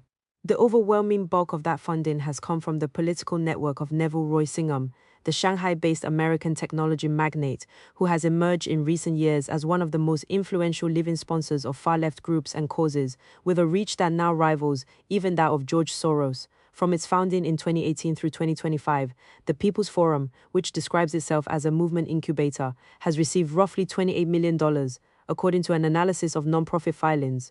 $22.4 million of that has come from Singham-affiliated organizations, according to open-source analyses. Singham, a former Marxist militant organizer with the League of Revolutionary Black Workers, is reportedly a longtime admirer of Maoism who maintains close links with the Chinese Communist Party. After selling ThoughtWorks, a software consulting company he founded in 1993, to a private equity firm for approximately $785 million in 2017, he began funneling eye-popping sums of money into a sprawling interconnected network of radical activist groups, frequently routing funding through a serpentine ecosystem of maximally opaque donor-advised funds and shell entities. Earlier this year, a lengthy multi-part Fox News investigation alleged that Singham and his wife have activated a global network of roughly 2,000 far-left groups, which often operates in lockstep with adversarial anti-American regimes, e.g. Cuba, China, Russia, Iran, North Korea, Venezuela, and Gaza. The investigation analyzed a total of $591 million across hundreds of transactions in 5 continents from 2017 to 2025, the substantial bulk of which, roughly $401 million, went to a select cadre of leftist organizations based in the United States. Singham network groups have been involved in a disproportionate share of the total left-wing political activity in the United States over the past decade, organizing hundreds of protests and street actions from anti-ICE clashes in Minnesota to the No Kings demonstrations across the nation. The network's professional mass-produced protest signs have become a ubiquitous presence at left-wing demonstrations across the country. At the same time, many of the network's nodes have become fused with the Cuban influence infrastructure. The People's Forum is a premier example. The organization is intimately linked to the Cuban regime. Since 2024, the Forum has served as the fiscal sponsor for the Venceremos Brigade, accepting tax-deductible donations on the brigade's behalf while skirting donor disclosure requirements. It was also a core organizer of the March 2026 Nuestra America convoy and frequently supports other delegations to the island. In May 2023, for example, the Forum was an organizer for a 10-day delegation of a reported 150 to 300 activists, what Cuban state media touted as one of the largest delegations to visit the country in decades, to meet with Cuban President Diaz-Canel. Later that year, the Forum hosted Diaz-Canel at their headquarters in New York and helped organize an anti-embargo rally for the Cuban dictator in the city. The Forum's founding director, Manolo de los Santos, is one of the most prominent American faces in today's Cuban influence network. Born in the Dominican Republic and raised in the Bronx, Santos first traveled to Cuba in 2006 through IFCO Pastors for Peace. As noted earlier, his Forum co-founder and former co-director Claudia de la Cruz is currently IFCO's executive director. He was subsequently based out of Cuba for many years, in his own biography's words, where he developed relationships at the most senior levels of the Cuban regime. Santos has since led a string of high-profile delegations and convoys back to the island, meeting with Diaz-Canel himself in numerous publicly documented instances since 2022, and maintaining close public links with several other key regime elites. He is a frequent voice on Cuban regime media and co-edited the anthology Comrade of the Revolution, selected speeches of Fidel Castro. Santos himself is an exemplary illustration of the nexus between the Cuban ideological operation and more general left-wing activism in the United States. On October 8, 2023, just one day after the Hamas attack on Israel, the group played a key role in organizing a now infamous mass demonstration in Times Square, attended by thousands touting the Hamas attacks as an unprecedented liberation struggle. Throughout 2026, the People's Forum has devoted much of its considerable war chest to actively coordinating and organizing confrontational anti-ICE demonstrations via a sophisticated mass mobilization network. In January 2026, the Forum partnered with the New York chapter of Democratic Socialists for America to recruit up to 4,000 rapid response activists to counter ICE enforcement operations in the city. The operation, which sought to build a similar model to the combative anti-ICE resistance networks in cities like Minneapolis, was organized in the Forum's Midtown headquarters, which hosted the DSA's Immigrant Justice Working Group training meetings. The Forum was also an architect of the nationwide anti-ICE school and business shutdown at the end of that month, which mobilized thousands of protesters in the streets, as well as business closures, school walkouts, and other disruptions across the country. The website serving as the central hub for the January 30th national shutdown was found to be registered to the People's Forum's communications director and listed the organization's Manhattan address. Code Pink. Code Pink, Women for Peace, was co-founded in November 2002 by Medea Benjamin, born Susan Benjamin 1952, Jody Evans, Diane Wilson and others as a protest arm of the organized opposition to the looming Iraq War. From its inception, Code Pink occupied a position on the Cuban-aligned left. Members traveled regularly to Havana, and the group endorsed the Free the Cuban Five campaign to release the key WASP network spies. Throughout the 2000s, Medea Benjamin had lived in Cuba from 1979 to 1983 under the regime's auspices. She was deported after writing an article internally critical of certain Cuban policies, but remained a sympathetic supporter of the regime. She previously co-founded the group Global Exchange in San Francisco in 1988, along with her then-husband and another activist. Global Exchange's reality tours took American travelers to Cuba, Venezuela, Iran, Nicaragua, Bolivia, and other alternative destinations in what amounted to state-arranged ideological junkets. The pivotal event in Code Pink's relationship to foreign regimes, however, was Jody Evans' 2017 marriage to Neville Roy Singham himself. The wedding, which featured a revolutionary love-themed brunch and custom museum, demonstrated how central the activist power couple had already become on the American far left. The event's guest list, as the New York Times wrote, was a who's who's who of progressivism, photos from the event show Amy Goodman, host of Democracy Now!, Ben Cohen, co-founder of Ben and Jerry's Ice Cream, and V, the playwright formerly known as Eve Ensler, who wrote the Virginia monologues. I need the text to clean it. Please provide the extracted page content. Convoy, the organization, chartered dedicated aircraft for more than 100 participants, holding 6,300 pounds of medical supplies valued at $433,000. The Singham network has reportedly provided funding for around 100 overseas trips, facilitated by Code Pink over the years, including 65 trips to hostile nations such as Venezuela, Iran, Gaza, China, and Cuba. Several U.S. senators have formally called for investigations under the Foreign Agents Registration Act related to Code Pink, raising concerns about its funding sources, anti-ICE organizing, and alleged support for foreign terrorist organizations. Democratic Socialists of America (DSA) serves as a particularly potent illustration of the ideological victory of Cuba's effort to position itself as the spiritual capital of Third Worldist radicalism. The DSA was not founded as a Cuban intelligence or influence front. It was born in 1982 as a fusion of socialist organizations and movements from both the old left and new left factions, including veterans of CPUSA and SDS. Today, it maintains a fierce, almost religious commitment to the cause of the Cuban regime, not because the group is controlled by Cuban agents per se, but because that commitment is now simply the de facto policy orthodoxy on the American far left. In 1982, the Democratic Socialists of America was created from the merger of the Democrat Socialist Organizing Committee and the New American Movement. This represents a significant advance for the Cuban influence operation. Havana no longer needs to rely solely on intelligence penetration or asset cultivation to exert influence over the United States. Whereas the early Cuba solidarity networks were often confined to the militant fringe, DSA represents a newer and far more politically consequential development, a mass membership organization operating openly in American electoral politics with chapters across the country, a growing bench of elected officials, and real influence inside the Democratic Party coalition. The DSA has built a national infrastructure dedicated to moving extreme left politics from the margins into the mainstream, and with it, a deep and abiding devotion to the Cuban regime. The DSA testifies to the extent to which the native and organic ideological commitments of the American far left now mirror the interests of the Cuban regime. In contrast to organizations like the Venceremos Brigade or the National Lawyers Guild, the DSA was not shaped by the direct and tangible influence of the Cuban government itself.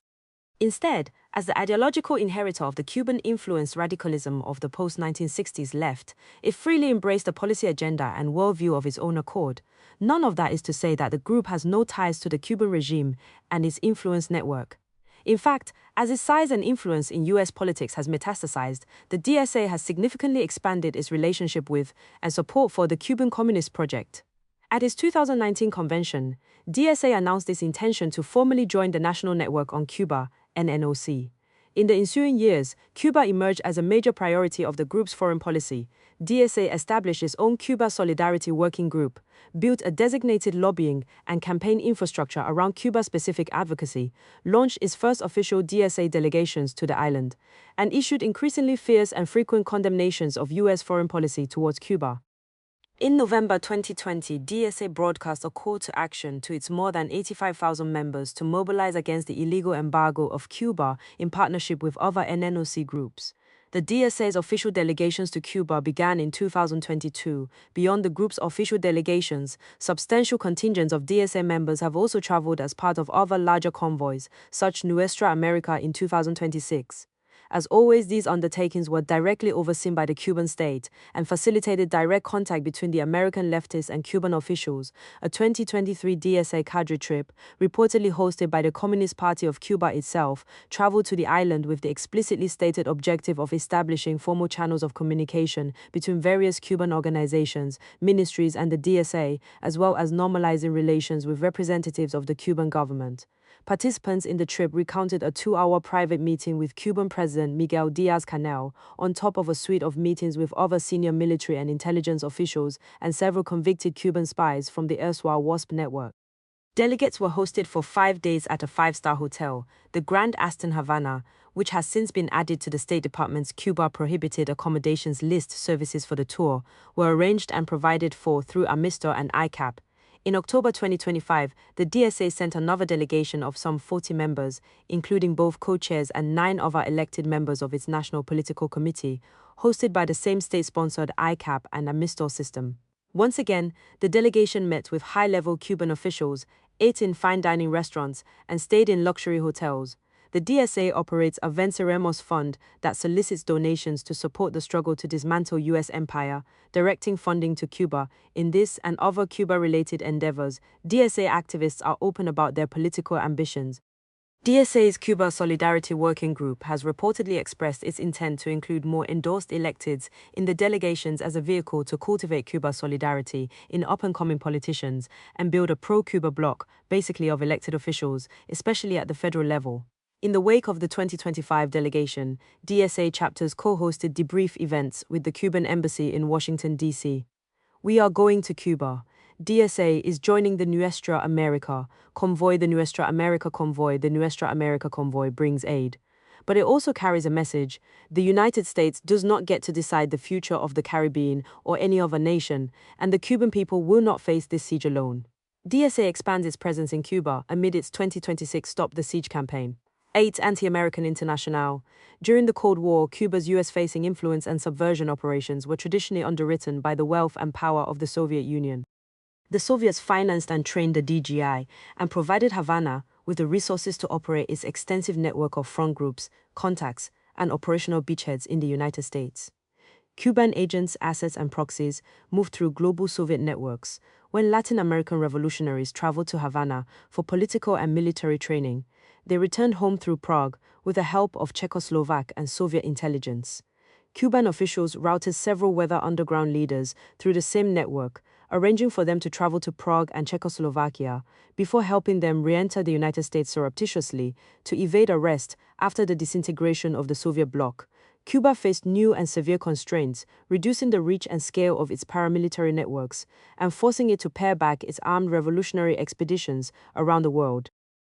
In the late 1980s, Cuba boasted the largest per capita military in Latin America, and by many estimates, the most powerful pound for pound.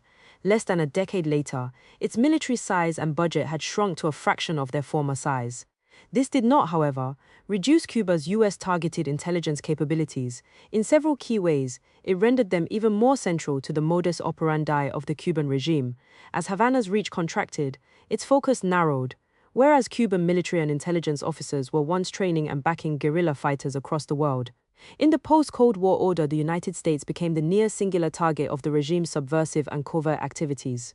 Cuban spy networks in America adapted to more agile and clandestine cell structure, fluidly moving and morphing to remain ahead of U.S. counterintelligence efforts.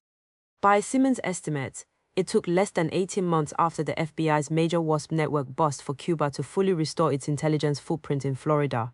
Over the past few decades, however, Havana has leveraged those capabilities to build alliances with a new coalition of anti-American regimes, movements, and actors, even as it expands and revitalizes its network within the next generation of American left-wing activists. It has also forged new partnerships or deepened and repurposed old ones with other foreign governments and movements around the world. China and Russia have both reportedly tripled their intelligence agents on the island over the past 3 years. The threat posed by Cuba's network within America is therefore compounded by its network outside of it.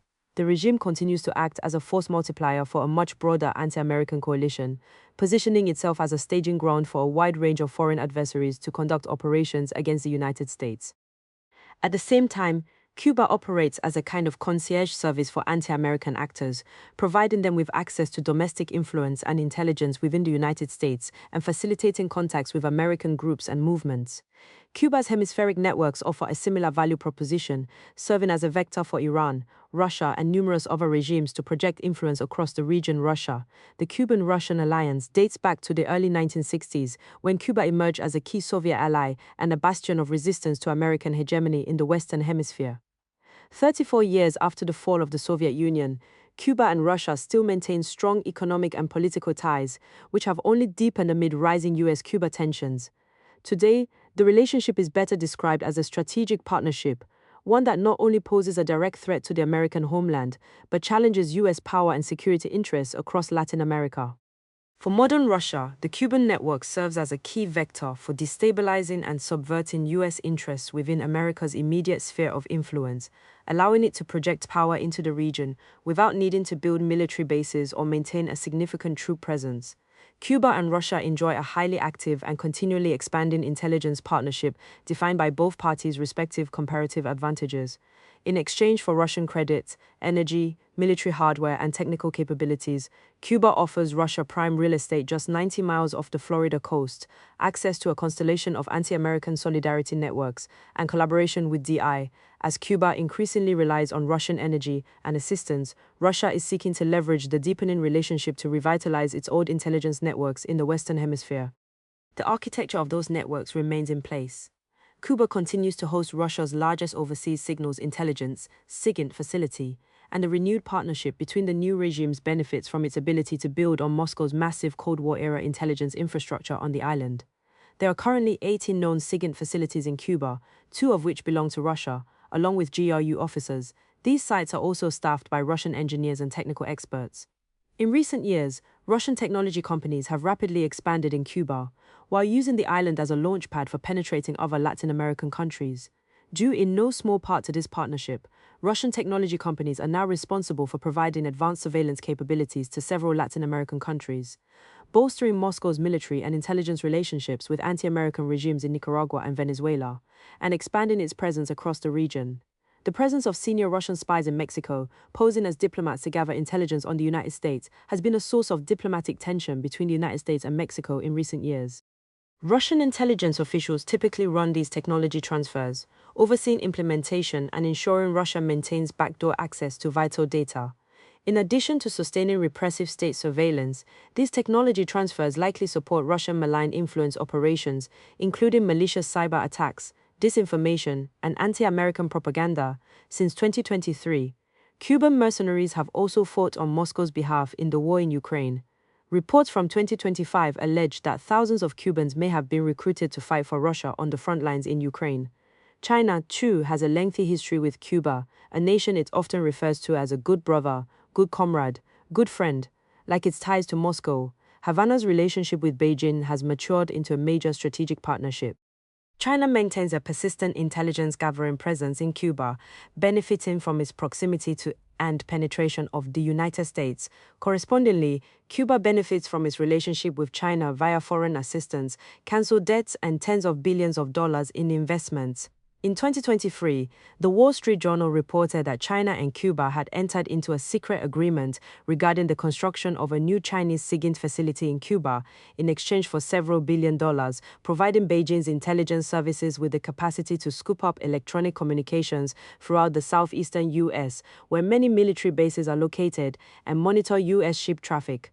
As noted above, China and Russia have reportedly tripled their intelligence personnel at Cuba-based SIGINT sites since 2023, with a growing Chinese intelligence presence at SIGINT facilities. China actively runs 3 of Cuba's 18 known SIGINT facilities.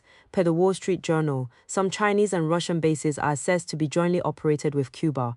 According to one senior U.S. official, China and Russia regard their Cuba-based sites among their most critical foreign listening posts. In 2024, the Center for Strategic and International Studies, CSIS, Hidden Reach team published Secret Signals, Decoding China's Intelligence Activities in Cuba, an analysis of Cuban SIGINT facilities based on commercial satellite imagery, which identified 4 active or under construction Cuban SIGINT facilities: Wajay, Calabazar, El Salao, and Bejuco, the Soviet nuclear warhead storage site, 10 miles from Havana, that was made famous during the Cuban Missile Crisis. The following year, CSIS published an addendum to Secret Signals, reporting major upgrades to several sites, including the facility at Bejuco, which appeared to have a new Circular Disposed Antenna Array (CDAA), a massive Cold War-era circular antenna capable of monitoring signals from 3,000 to 8,000 miles away. The Chinese intelligence presence in Cuba poses an acute risk to U.S. military operational security.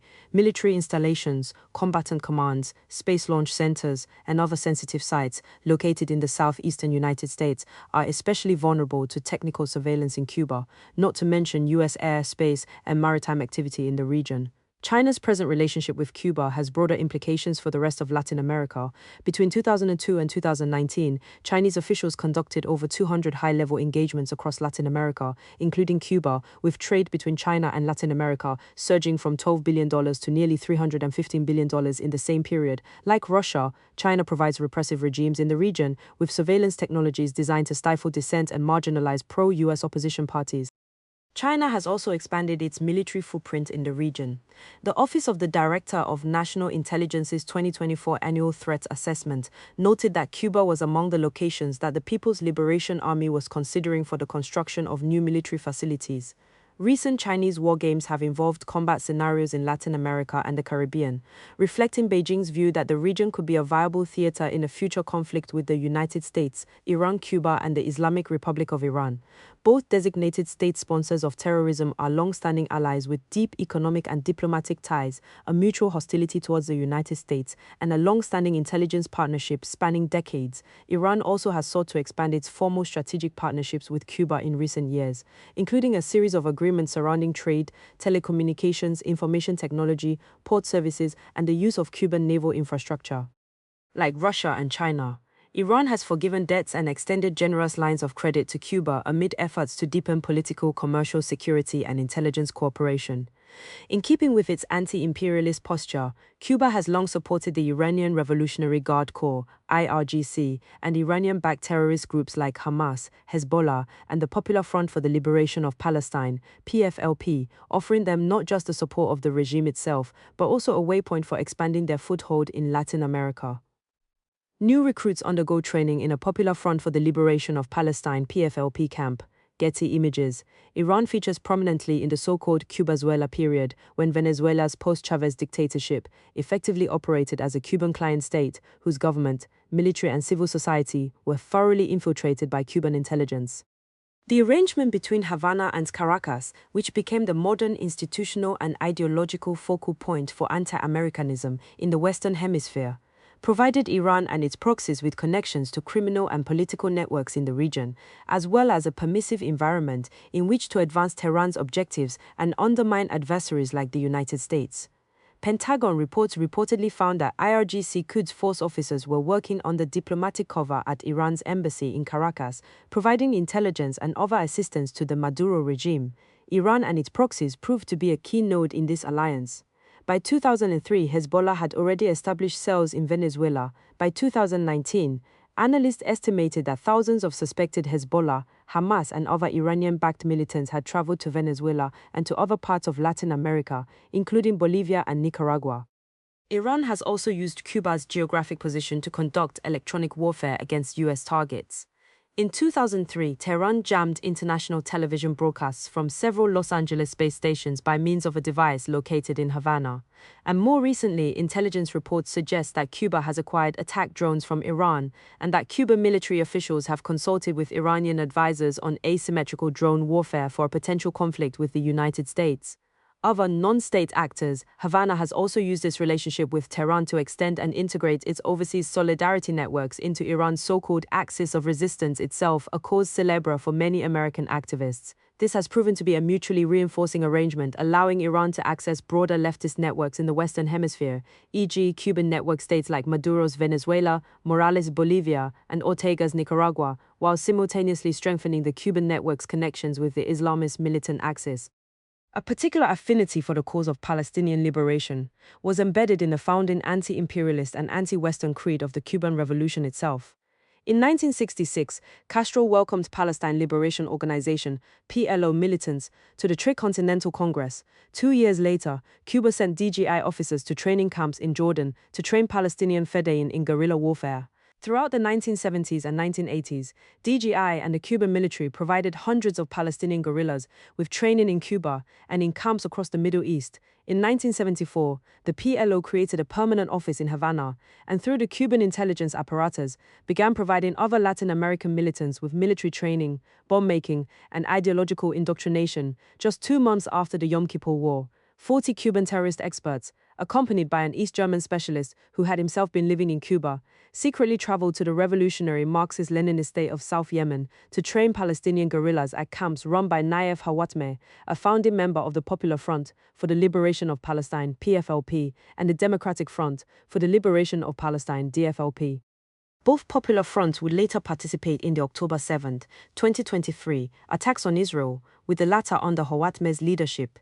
Cuban-backed Marxist-Leninist groups like the PFLP have a long history of atrocities and terrorist attacks.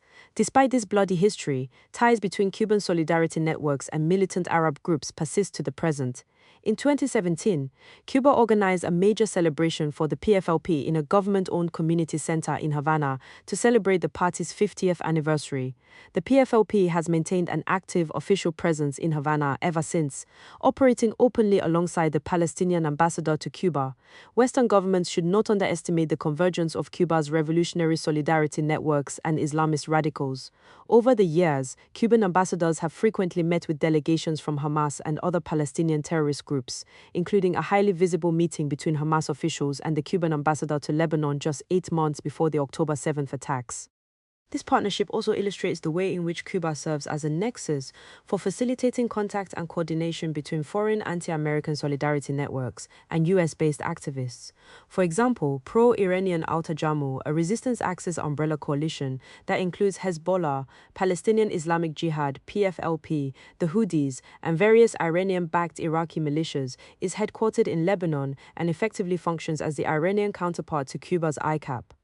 With branches in more than 86 countries, including in the United States, Al-Tajamu represents the convergence of radical left-wing activism and violent terrorism. Independent analysts have mapped a minimum of at least 39 established nodes across Africa, Australia, Canada, Europe, India, Latin America, and the United States.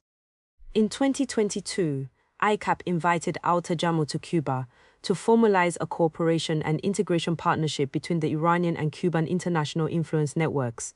Al-Tajamu's North American branch coordinator, Paul Laroude, is an Iranian-born U.S. citizen who regularly appears on Iranian state media and has claimed 9/11 was a false flag attack by extreme Zionists. Laroude, based in San Francisco, is also treasurer of the California-based Association for Investment in Popular Action Committees, ironically utilizing the acronym AIPAC, a shadowy Axis-aligned umbrella nonprofit for other nonprofit organizations that serves as a fiscal sponsor for Latin American leftist media and funds volunteer delegations to Cuba and Venezuela. AIPAC's total revenue more than tripled from 2023, 284,359, to 2025, 946,870 zeros. 9. Conclusion. This report began with the words Fidel Castro penned in 1958, before his revolution had even taken power. When the war in Cuba was over, he promised a much wider and bigger war against the United States would begin. Castro kept his promise. For 67 years, the Cuban regime has waged that campaign on every front. It has armed guerrillas, trained terrorists, sheltered fugitives, infiltrated the US government, cultivated generations of American elites, built influence networks inside our institutions, and opened the Western Hemisphere to a succession of hostile foreign powers. It has sought to undermine, degrade, and destabilize America with spies and soldiers, but also with students and intellectuals, with terrorist cells, but also with solidarity committees and non-profit networks, with intelligence officers operating under diplomatic cover, but also with ostensibly private exchanges, non-profits, political organizations, and activist networks. This is what makes Cuba unique.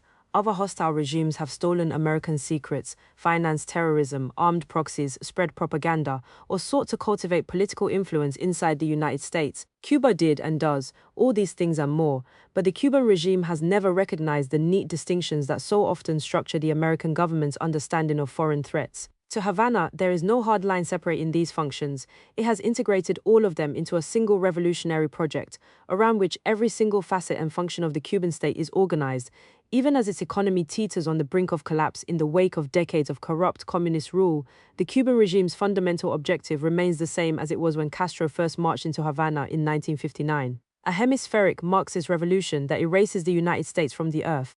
This objective continues to serve as both the founding myth and the central principle of the Cuban state.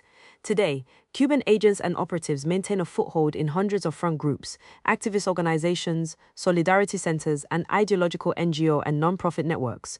These groups collectively represent one of the single largest, most sophisticated, and dangerous vectors for hostile foreign influence in modern American history. Many of the most significant upheavals in recent American political history, from the George Floyd riots to the rise of Antifa to the explosion of pro-terrorist activism on American college campuses, can be linked in some way, shape, or form to Cuban influence. From its perch off the coast of Florida, modern Cuba plays a key role in supporting major foreign terror networks. At the same time, The regime continues to operate an extensive hard intelligence network in the United States, with significant penetration into sensitive civilian and military institutions on American territory. The danger of this intelligence penetration is only compounded by Cuba's new alliances, as the island hosts a growing number of foreign military intelligence and terrorist installations on its own soil, posing a unique threat to American homeland security. These various threats can only be understood through the prism of the Cuban regime's ideological foundation, imbued by its founder with the singular goal of conquering the neighboring United States. Since 1959, Cuba has been, and without fundamental, radical reforms, will always be, less a nation-state than an all-encompassing intelligence and subversion operation, focused around its existential revolution against the United States. Amid all this, the Cuban people themselves continue to suffer in hunger and darkness, forced to live in something akin to modern slavery under the occupying regime, held hostage by their own state. Cuba's assault on the United States was never, at root, a quarrel over economic policy or sovereignty, or even ownership of a particular territory. It was a revolution against Western civilization itself, waged in part via the novel and insidious method of persuading the children of the West to turn against their own inheritance. That is the campaign Castro launched in 1959, and it is the campaign his heirs are waging still, and in the institutions of the modern American left, in its universities and its non-profits, its street movements and its media. That campaign has enjoyed a success its founders could scarcely have imagined.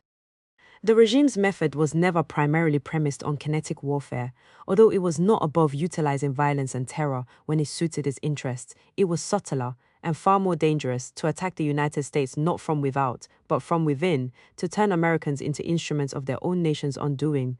To mistake Cuba's poverty for harmlessness is to misunderstand the threat entirely. Its material weakness was never the measure of its danger.